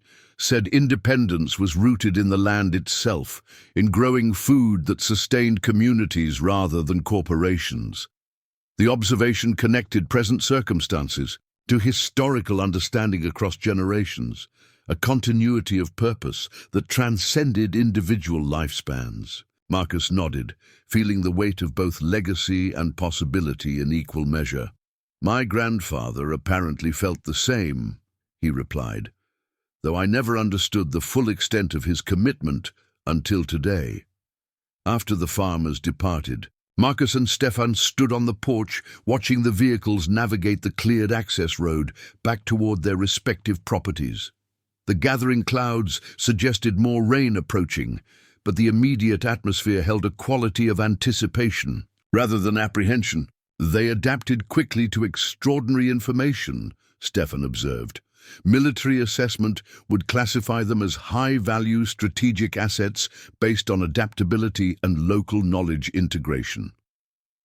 The analysis, though framed in tactical terminology, contained genuine respect for the farmers' capabilities. Marcus recognized the sentiment behind the precise language, appreciation for practical wisdom that formal systems often overlooked or undervalued. "People who work directly with natural systems develop different thinking patterns," Marcus replied. "Constant adaptation to variables you can influence but never control completely changes how you process new information." Stefan nodded, the observation resonating with his own experience in environments where tactical parameters shifted unpredictably despite careful planning. "Your neighbors immediately identified the same strategic vulnerabilities and opportunities that emerged from our intelligence analysis. They simply lacked resource implementation capacity." "And now?" Marcus prompted, though he recognized the question was partially rhetorical. "Now implementation becomes possible at appropriate scale," Stefan confirmed, "though corporate response will intensify proportionally once they detect altered capability parameters.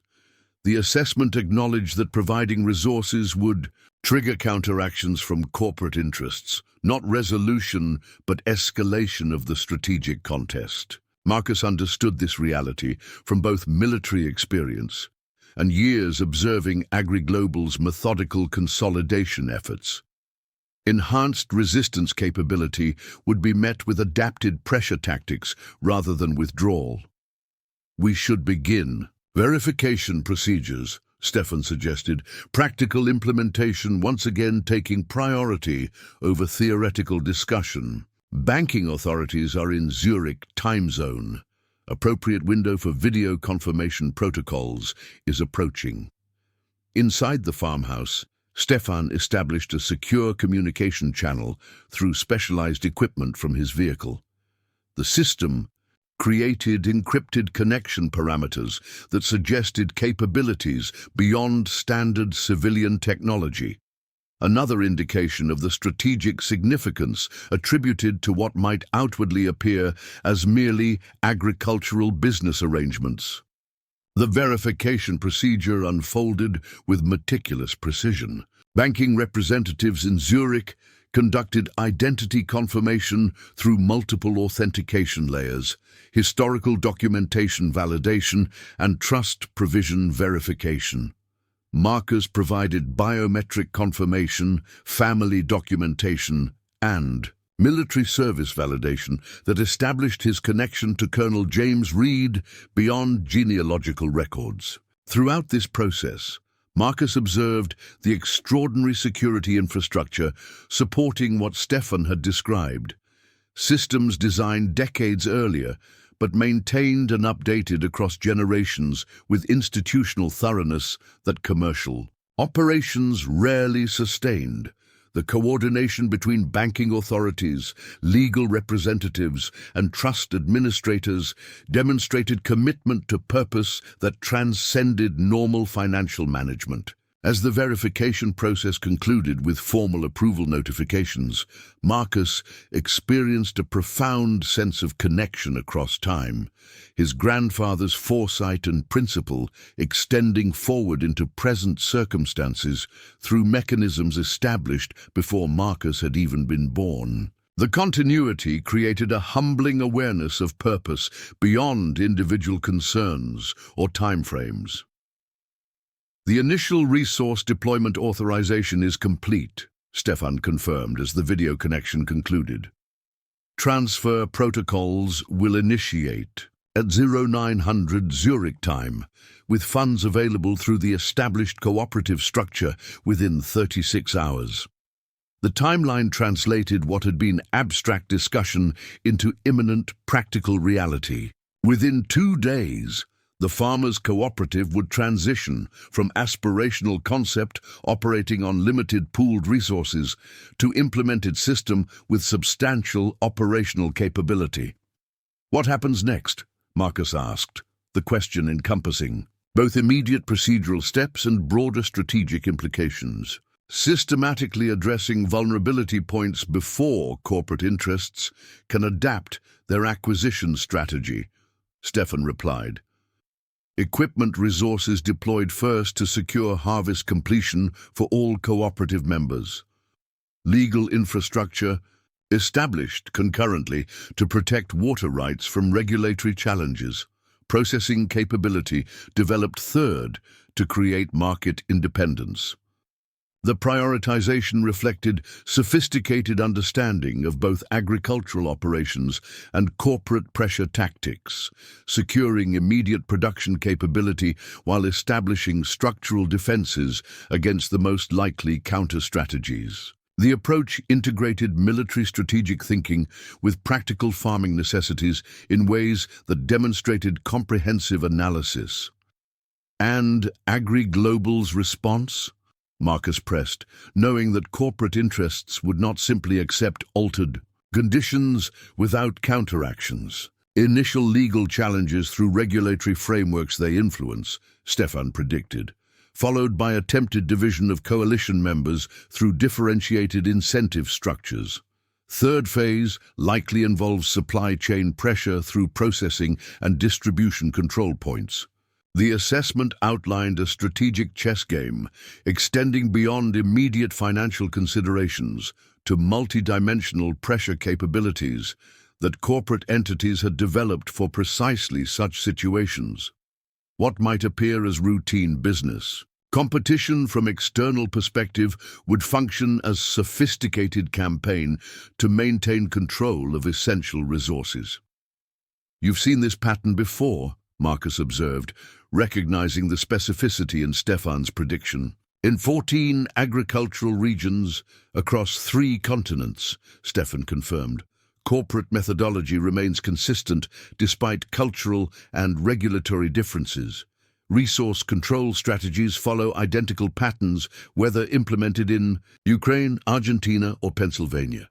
The global perspective expanded Marcus's understanding of their local situation. What they faced wasn't isolated predatory business practice, but systematic implementation of resource consolidation strategies developed and refined across diverse operating environments. Your grandfather recognized these patterns emerging even in 1947, Stefan continued, indicating the historical documents that had been presented earlier. His military experience enabled him to identify strategic control methodologies being adapted from wartime applications to economic contexts. The connection between military occupation strategies and economic consolidation tactics created disturbing clarity about what was really at stake in their valley. Not merely business competition, but fundamental questions of independence and controlled dependency that paralleled historical conflicts. As evening settled over the farm, Marcus felt simultaneous weight and liberation, responsibility for implementing systems that would affect an entire community balanced against the sudden expansion of possibilities beyond mere survival. The tractor repair that had initially seemed miraculous assistance with an immediate crisis had revealed itself as entry point to addressing systemic challenges he had previously considered insurmountable. "We should prepare for tomorrow," Stefan suggested, practical focus again taking priority. "Corporate observation will likely intensify once verification procedures are detected through banking system monitoring. Operational security becomes essential during implementation phase." The shift from theoretical discussion to practical execution created familiar territory for Marcus, whose military training had emphasized the critical transition from planning to implementation. "We'll need secure communication protocols for coordinating with the cooperative members," he noted, "and priority sequencing for equipment deployment to most vulnerable operations first." "Documentation prepared," Stefan confirmed, retrieving additional materials from his vehicle. Communication encryption systems included, with simplified protocols adapted for civilian implementation in agricultural contexts. The thoroughness of preparation reinforced the deliberate nature of this intervention, not improvised response, but activation of systems established precisely for situations like the one their farming community faced. What had initially seemed almost providential coincidence continued revealing itself as purposeful implementation of long-established resistance infrastructure. As they reviewed documentation and established implementation priorities, Marcus experienced growing conviction that his individual struggle to maintain farm independence had been part of something larger than he had recognized. A contemporary manifestation of principled resistance his grandfather had helped establish decades earlier. "Your grandfather would recognize this moment," Stefan observed, as if sensing Marcus's internal reflection. Different context, different challenges, but fundamentally the same question of whether concentrated power or distributed independence would control essential resources necessary for community self-determination. The observation crystallized connections between past and present that transcended specific circumstances. Colonel James Reed had fought fascism in its military manifestation, then recognized emerging economic patterns that threatened to recreate similar control structures through different mechanisms. His grandson now faced the evolved form of those same challenges in a rural Pennsylvania valley, where water rights and agricultural infrastructure represented the front lines of contests that would determine community fate. Through the farmhouse window, Marcus could see his wheat fields illuminated by moonlight, now breaking through thinning clouds, golden potential waiting for harvest, with renewed purpose beyond mere financial survival. The tractor Stefan had repaired would begin that harvest tomorrow, now representing not just mechanical functionality, but activation of systems his grandfather had helped establish for precisely this moment of necessary resistance against centralized control. The key to a Swiss bank account, initially appearing as mysterious anachronism from another era, had revealed itself as purposeful connection across time, linking generations through shared commitment to principles that transcended individual circumstances. As Marcus prepared for sleep, knowing tomorrow would begin implementation of systems that could transform not just his farm, but an entire agricultural community, he felt profound gratitude for connections that extended beyond what he had previously understood as possible. The broken tractor that had seemed disaster 2 days earlier had created the opening for something his grandfather had prepared decades before his birth.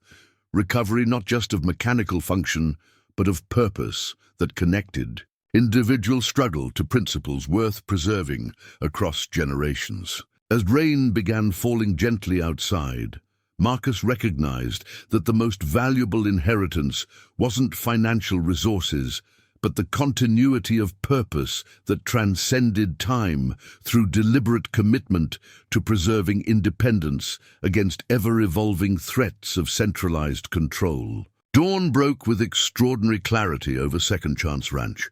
The storm system, having moved eastward during the night, leaving behind air washed clean and vibrant with renewed vitality. Marcus stood on his porch, coffee mug in hand, watching.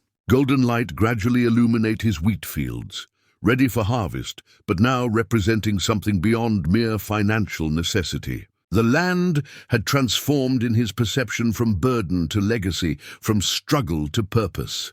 6 weeks had passed since Stefan Keller had appeared with a vintage Porsche and mechanical expertise that saved more than just a broken tractor.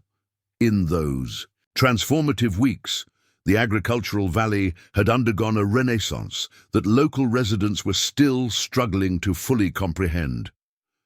The changes had come with such coordinated precision that even those participating directly in implementation sometimes paused in wonder at what they had collectively achieved. The cooperative Marcus and his neighbors had formed, officially designated as Westmoreland Agricultural Independence Alliance, but known locally simply as the Alliance, had moved from concept to operational reality with astonishing speed.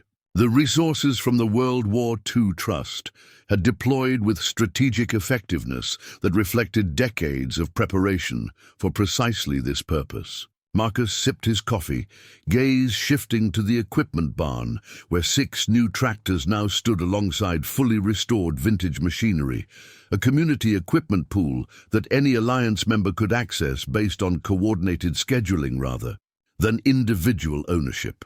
The approach had immediately eliminated one of corporate agriculture's primary leverage points: equipment dependency during critical seasonal operations. "Morning," came Stefan's voice as he emerged from the farmhouse to join Marcus on the porch.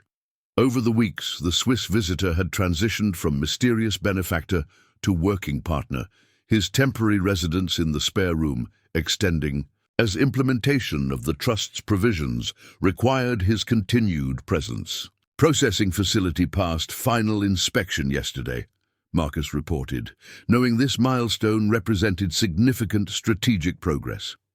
County officials seemed confused by the permit applications, couldn't figure out who actually owned it since the cooperative structure doesn't fit their usual corporate or individual categories. Stefan nodded, satisfaction evident in his expression. Definitional confusion creates operational freedom. Systems designed for monitoring corporate consolidation struggle to categorize distributed ownership models. The observation captured a core strategic advantage the Alliance had leveraged repeatedly. Existing regulatory frameworks had been so thoroughly shaped by corporate interests that truly independent agricultural cooperatives registered as system anomalies, creating implementation opportunities within oversight gaps. "AgriGlobal's regional director is arriving today," Marcus noted, their regular morning briefings having evolved a military-like precision in tracking opposition movements. 3 executive teams from corporate headquarters accompanying him. "Udrip expected escalation response," Stefan confirmed. Initial legal challenges proved ineffective against cooperative structure. Secondary disruption of supply chains failed when processing facility came online. Tertiary approach typically involves direct executive intervention with enhanced acquisition offers and regulatory pressure coordination. The systematic prediction of corporate counter-strategies had proven remarkably accurate throughout the implementation phase. Each corporate response had been anticipated and prepared for through trust provisions established decades earlier, as if Colonel Reed and Conrad Keller had somehow mapped the evolutionary patterns of corporate consolidation tactics with uncanny precision. "Community meeting at noon?" Stefan asked, though it was more confirmation than question, their operational rhythm having stabilized into effective patterns. "Full Alliance membership," Marcus confirmed. "Hank suggested we meet at the new processing facility, symbolic location for discussing corporate counteroffers." The decision reflected growing strategic sophistication among the farmers, understanding that physical context influenced psychological framing of decisions. Meeting in their newly constructed facility would reinforce collective achievement while evaluating individual pressure tactics aimed at fragmenting their alliance. As they finished their coffee, a pickup truck appeared on the access road, approaching. With the unhurried confidence of someone familiar with the property, Marcus recognized Ray Townsend's vehicle, the experimental crop farmer arriving earlier than usual for their daily coordination meeting. "Something's accelerated their timeline," Marcus observed, military instinct recognizing altered operational patterns as significant indicators. When Ray parked and approached the porch, his expression confirmed Marcus's assessment. Without preamble, direct communication having become standard operating procedure among core alliance members, he reported, "Agri-Global representatives started making individualized offers last night, not waiting for their regional director. Phone calls to every alliance member with exclusive opportunity, tailored to each operation's specific vulnerabilities." The tactical adaptation represented significant escalation, corporate resources deploying with coordinated precision rather than standardized approaches. Marcus and Stefan exchanged glances, the development requiring immediate response adjustment. "How's reception among members?" Marcus asked, the critical question being alliance cohesion under individualized pressure. "Mixed," Ray acknowledged with characteristic honesty. "Jameson and Wright are wavering. Both got offers that specifically addressed their equipment replacement cycles and succession planning concerns, very precisely targeted to their particular anxiety points. The information confirmed advanced intelligence gathering by corporate interests, detailed understanding of specific vulnerability factors for each agricultural operation that went beyond standard financial assessment. Psychological pressure points identified through comprehensive data integration," Stefan observed. "Agri-Global has likely been building personalized pressure profiles for years, waiting for optimal deployment timing."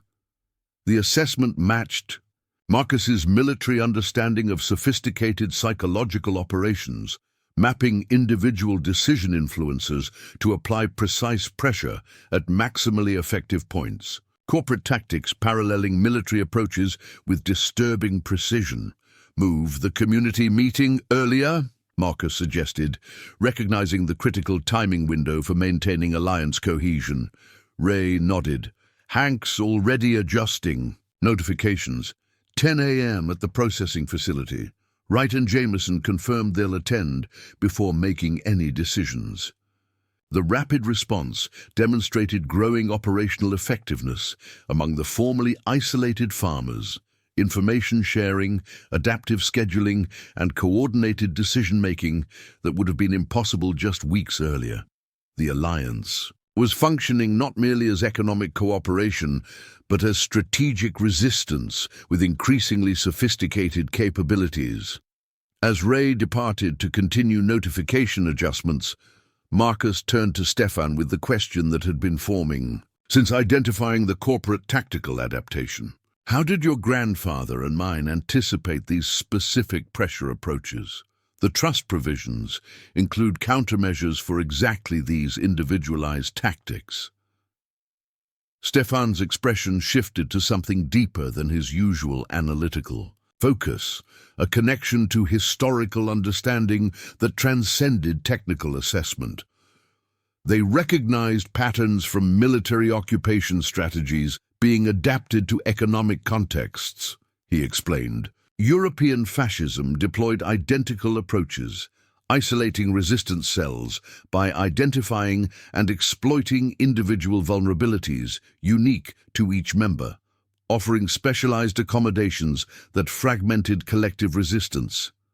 The parallel between historical military occupation tactics and contemporary corporate acquisition strategies created disturbing clarity about what was really at stake in their agricultural valley. The contest wasn't merely business competition, but fundamental. Questions of independence and controlled dependency that directly paralleled historical conflicts. They saw it emerging even then, Marcus said quietly, new appreciation forming for his grandfather's foresight. They experienced it directly, Stefan corrected gently. Your grandfather's unit helped liberate communities where these tactics had been perfected. My grandfather documented the financial structures designed to maintain control through economic dependency after military occupation ended. They recognized the methodologies migrating from military to corporate application, even in the 1940s. The historical perspective transformed their current resistance from isolated local struggle to continuation of principled opposition that spanned generations and contexts. What had initially appeared as coincidental alignment of resources with need now revealed itself as purposeful implementation of systems designed specifically for this moment. By mid-morning, Marcus and Stefan arrived at the Alliance's new processing facility, a structure that had risen with remarkable speed on cooperatively purchased land centrally located among member farms. The building combined practical agricultural functionality with architectural elements that honored the region's farming heritage, not corporate efficiency, maximization, but community-centered design that balanced productivity with human scale. Alliance members were already gathering, pickup trucks and farm vehicles creating an impromptu circle around the facility entrance. The farmers moved with the purposeful energy of people engaged in meaningful collective action rather than isolated. Survival, a transformation visible in their bearing and interactions after just 6 weeks of cooperative implementation. Inside, the main processing floor had been temporarily converted to meeting space, folding chairs arranged in a circular pattern that eliminated hierarchical positioning. The deliberate configuration, another element Stefan had introduced from trust governance frameworks, reinforced collective decision-making rather than centralized authority. As Alliance members settled into place, Marcus observed the group dynamics with growing appreciation for their evolution. Farmers who had previously interacted primarily through weather complaints at equipment auctions or grain elevators now engaged in sophisticated strategic discussions, sharing intelligence on corporate movements and coordinating counter-responses with increasing effectiveness. Hank Matheson, who had naturally assumed a facilitation role based on his decades of community respect, called the meeting to order with characteristic straightforwardness. We all know why we're here earlier than planned. Corporates switched. Tactics. Let's get everyone's report on what they're offering and how they're applying pressure. The systematic information sharing that followed revealed the disturbing precision of AgriGlobal's individualized approaches. Each farmer had received offers specifically calibrated to their particular circumstances, addressing succession concerns. For older operators without clear heirs, equipment replacement cycles for those with aging machinery, market access guarantees for specialized crop producers, debt restructuring for operations with specific financial pressures. They know details about our operations that shouldn't be available to them, Joel Winters noted with evident concern. Ellen Fisher got an offer that specifically mentioned repairing the Northfield irrigation system that failed last week, something she hadn't even shared with neighbors yet. The observation triggered immediate security implications that Marcus's military background instantly recognized. They have monitoring capabilities we haven't identified, he noted, shifting the discussion toward counterintelligence considerations that would have seemed paranoid just weeks earlier, but now registered as practical necessity. Multiple potential. Vectors, Stefan confirmed, his analytical framework activating. Satellite imagery for equipment positioning and crop conditions, financial monitoring through loan reporting systems, supply purchase pattern tracking through vendor relationships, possibly direct surveillance of key properties. The assessment wasn't speculative but factual, documenting known corporate intelligence gathering capabilities that most farmers had never considered relevant to their operations. The revelation created another shift in collective understanding about the nature of their resistance against corporate acquisition. "So they're watching everything we do," Ray summarized. The simplification accurate, if incomplete. They're applying standard corporate intelligence approaches to agricultural acquisition targets, Stefan clarified. These methods are routine in competitive corporate environments, but rarely deployed against individual farmers who typically lack counter-surveillance awareness. The framing helped normalize what might otherwise have seemed excessive monitoring, placing it within context of standard corporate practices rather than personal targeting. The distinction was important for maintaining psychological equilibrium among alliance members facing these pressures.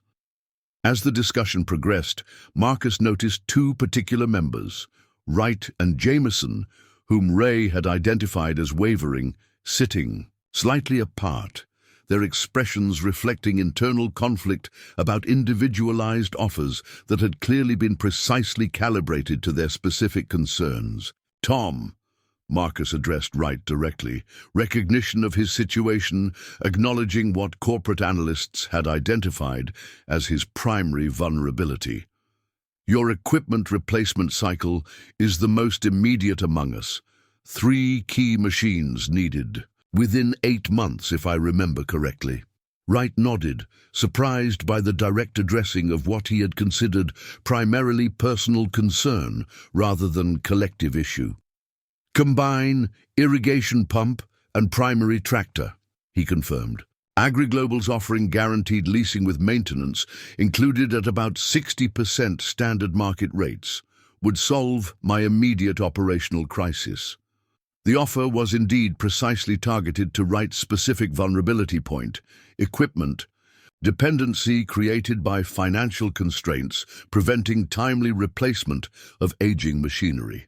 The corporate approach isolated this specific pressure point while presenting individualized solution that would create dependency while appearing as favorable terms. "The Alliance equipment pool includes all 3 machines you need," Marcus responded, not challenging Wright's legitimate concern, but redirecting toward collective solution. "Scheduling priority based on seasonal necessity puts your operation first in line for the combine and tractor during your critical harvest window. The concrete addressing of specific need through already implemented cooperative resources created visible relief in Wright's expression. Corporate pressure, targeting what appeared isolated vulnerability, discovered that community solution had already addressed the specific concern. Marcus shifted focus to the other wavering member. "And Bill," he addressed Jameson with similar directness, "your son's decision not to continue farming creates legitimate succession concerns. AgriGlobal's offering transitional contract with 5-year guaranteed management position for you before full acquisition." The acknowledgement of another specifically targeted vulnerability point, succession planning for operations without clear generational transfer options, demonstrated growing capability to identify and address pressure tactics through transparent discussion rather than isolated individual decision-making. Jameson nodded, the corporate offer having clearly resonated with his uncertainty about long-term viability without family succession. Seems like the only way to extract value from what I've built over 40 years without just walking away with nothing, he admitted. Instead of immediate counter-argument, Stefan retrieved documentation from his portfolio and passed it to Jameson. Trust provisions include succession transition protocols for exactly this circumstance, he explained. Cooperative equity accumulation, based on operational participation, with structured buyout options for retiring members that preserve land integrity while providing retirement security. The response demonstrated another dimension of the Trust's extraordinary foresight, anticipating not just corporate pressure tactics, but specific vulnerability points within agricultural communities that would create natural fragmentation opportunities. The provisions included systems addressing these exact concerns, developed decades earlier, but perfectly aligned with present circumstances. As the meeting progressed, each individualized corporate offer was systematically examined within context of already implemented alliance resources or specific trust provisions designed to address the targeted concerns.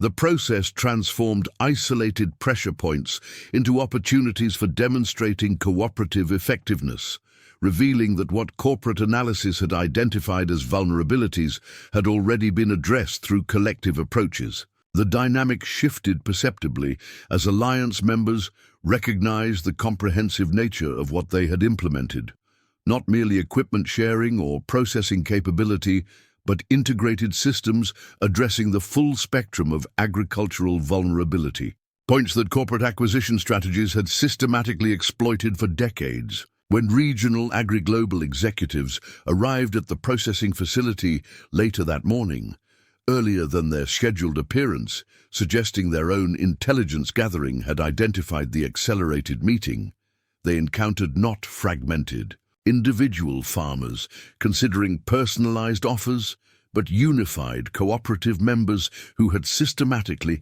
analyzed and contextualized those offers within their collective capabilities. The corporate delegation, led by a senior vice president from national headquarters, projected confidence as they entered the processing facility. Their tailored suits and polished presentations contrasted with the practical work clothing of the farmers, creating visual distinction that had historically reinforced power differentials in such encounters. Gentlemen, the executive began with practiced cordiality. We understand you've been discussing our individualized partnership proposals. We're here to answer questions and finalize arrangements that will benefit each of your operations according to your specific needs. The framing attempted to establish transaction imminent status, positioning the interaction as implementation phase rather than continued negotiation.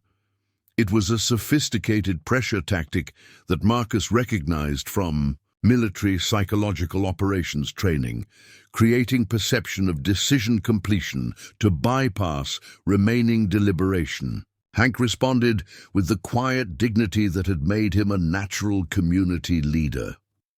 We've been discussing your offers within context of our established cooperative capabilities, he confirmed, and we've determined that every individualized concern your proposals address has already been more effectively resolved through our alliance structure. The response disrupted the executive's prepared approach. Corporate acquisition strategies relied on isolated decision-making without comparative contextualizing within collective capabilities. The unified assessment represented systematic resistance, methodology rather than emotional attachment to independence. Perhaps we could discuss specific concerns with individual operators, the executive suggested, attempting to re-establish the isolation strategy that had proven effective in previous acquisitions. We've already done that openly among ourselves. Wright contributed, his previous wavering resolved through transparent addressing of his specific equipment concerns. Discovered that what looked like personalized solutions actually create dependencies that our cooperative systems have already eliminated. The observation demonstrated growing sophisticated understanding of corporate tactics among farmers, who would previously have been vulnerable to such approaches. The alliance had developed not just material capabilities, but analytical frameworks that identified dependency creation mechanisms within apparently favorable terms. As the corporate delegation realized, their individualized offers had been systematically contextualized and neutralized, their approach shifted to more direct financial escalation. "We're prepared to increase all offers by 25% for agreements concluded today," the executive announced, introducing artificial urgency to pressure immediate decision-making. Financial improvements to dependency-creating structures still result. In dependency, Jameson observed, his succession concerns having been addressed through cooperative frameworks that preserved operational dignity while ensuring retirement security. The fundamental issue isn't price, but system design. The articulation of systemic analysis, rather than mere financial calculation, demonstrated another dimension of the alliance's rapid development: conceptual frameworks that identified structural implications beyond immediate terms. The farmers were no longer evaluating offers within corporate-defined parameters, but analyzing those parameters themselves. For the next hour, the corporate delegation attempted various approach adaptations, separate discussions, escalating offers, regulatory warnings, market access concerns, each systematically addressed through alliance capabilities and trust provisions specifically designed to neutralize such pressures. As the executives finally departed, their confident arrival transformed to evident frustration, Marcus observed the profound shift that had occurred not just in this meeting, but throughout the implementation process. The farmers had transformed. From isolated operators, vulnerable to individualized pressure, to coordinated community, capable of systematic resistance through collective capability. On the processing facility floor, Alliance members gathered in spontaneous celebration, not merely of rejected corporate offers, but of demonstrated capacity for independent operation that many had believed impossible just weeks earlier. The energy wasn't defiant resistance, but positive affirmation of capabilities they had built together. "They'll be back with different approaches," Stefan noted to Marcus as they observed the celebration, the realistic assessment not dampening the achievement but framing it within ongoing strategic context. "And we'll be ready with continued adaptation," Marcus replied, the military understanding of sustained resistance having transferred naturally to this context. But today demonstrated something important, not just resistance capability, but better alternatives to what they're offering. The distinction was crucial. Their cooperative systems weren't merely defensive measures against corporate acquisition, but superior operational models for agricultural communities.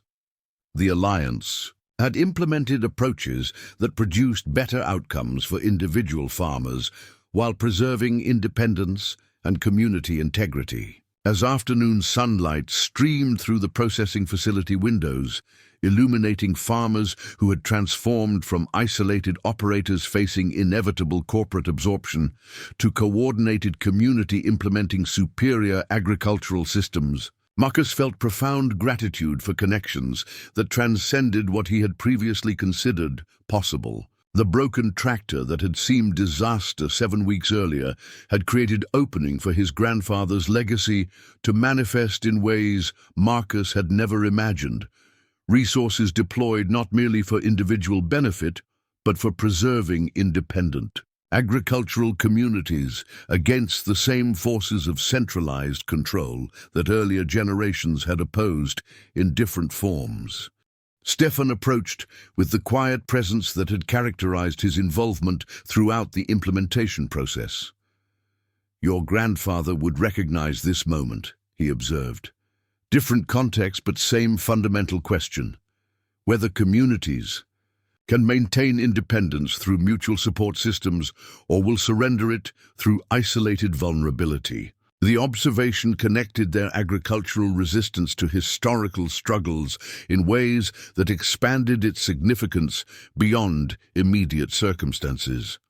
What these farmers had implemented was not merely economic cooperation, but continuation of principled opposition to centralized control that spanned generations and contexts.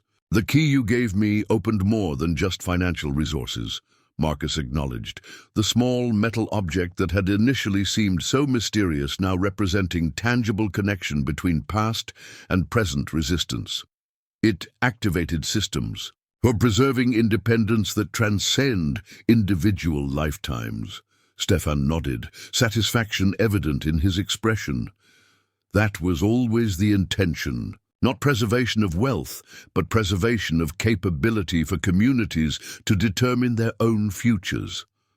The resources are merely tools for implementing systems that prevent concentrated control of essential functions. The philosophical framing elevated their practical achievements to principled continuation of resistance against forces that constantly evolved in form while maintaining consistent purpose. Concentrating control of essential resources to create dependency rather than independence. As alliance members began departing to return to their respective operations, now functionally interconnected rather than merely geographically adjacent, their expressions reflected something beyond immediate victory against corporate pressure.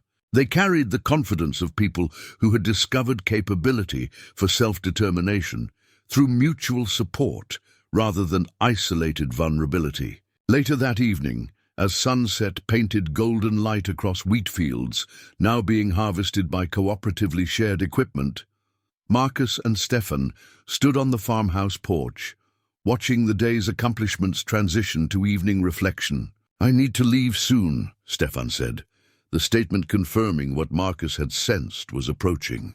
Other agricultural communities face similar pressures. The trust resources are designated for multiple implementation points, not just this valley. The reminder that their situation, while particular in its details, represented pattern repeated across rural landscapes, created both perspective and responsibility. What they had implemented successfully here could serve as operational model for other communities facing similar corporate consolidation pressure. "Will you come back?" Marcus asked, recognizing that Stefan's role had transcended mechanical assistance or even resource provision to become genuine partnership in implementing systems with intergenerational purpose. "When needed," Stefan confirmed with characteristic precision, "though the systems you've implemented here are designed for self-sustaining operation without external direction.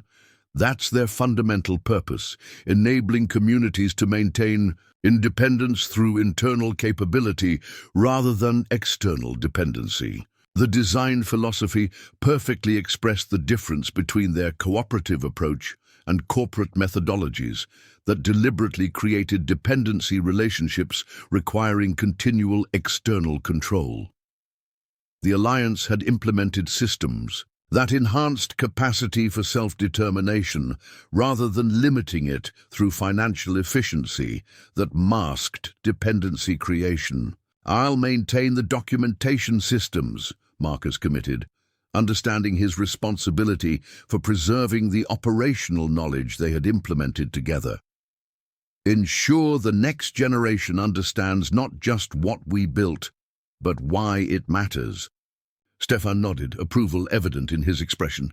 "That's exactly what our grandfathers intended, not just resistance in their lifetime, but capability transferring across generations. Opposing centralized control requires sustained commitment because the pressure never truly disappears. It just adapts form." The perspective connected their agricultural implementation to longer historical patterns of resistance against forces that consistently sought to concentrate control of essential resources. whether through military occupation, political domination, or economic consolidation. The contexts evolved, but the fundamental contest remained consistent across generations. As darkness settled over Second Chance Ranch, Marcus reflected on the extraordinary journey that had unfolded from a broken tractor in stormy weather to revitalized agricultural community implementing systems of independence that connected present resistance to historical purpose. The key to a Swiss bank account had unlocked more than financial resources. It had opened pathways to understanding how individual struggle connected to principles worth preserving across generations. What had initially appeared as coincidental assistance with mechanical breakdown had revealed itself as purposeful activation of systems designed to maintain community independence against ever-evolving pressures toward centralized control. The wheat harvest continued into early evening, Alliance equipment moving efficiently across fields that remained under independent stewardship rather than corporate consolidation. Marcus watched the synchronized operation with profound appreciation for connections that extended beyond what any individual could accomplish alone. The cooperative implementation of systems that preserved agricultural independence through collective capability rather than isolated vulnerability. The tractor that Stefan had repaired 7 weeks earlier now moved with steady purpose across golden fields, its restored function representing not merely mechanical repair, but resurrection of principles that connected generations through shared commitment to preserving independence against forces that constantly sought to transform self-determination into managed dependency.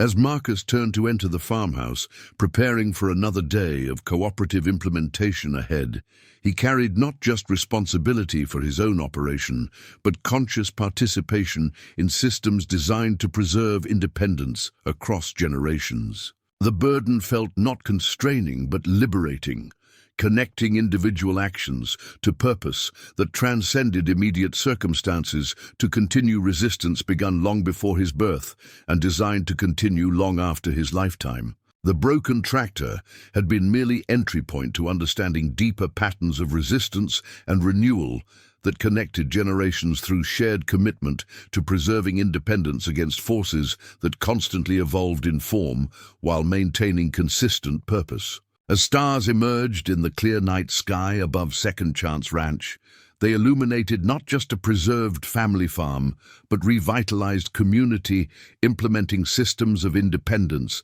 that would continue long after this particular harvest was complete. Up next, you've got 2 more standout stories right on your screen. If this one hit the mark, you won't want to pass these up. Just click and check them out. And don't forget to subscribe and turn on the notification bell so you don't miss any upload from us.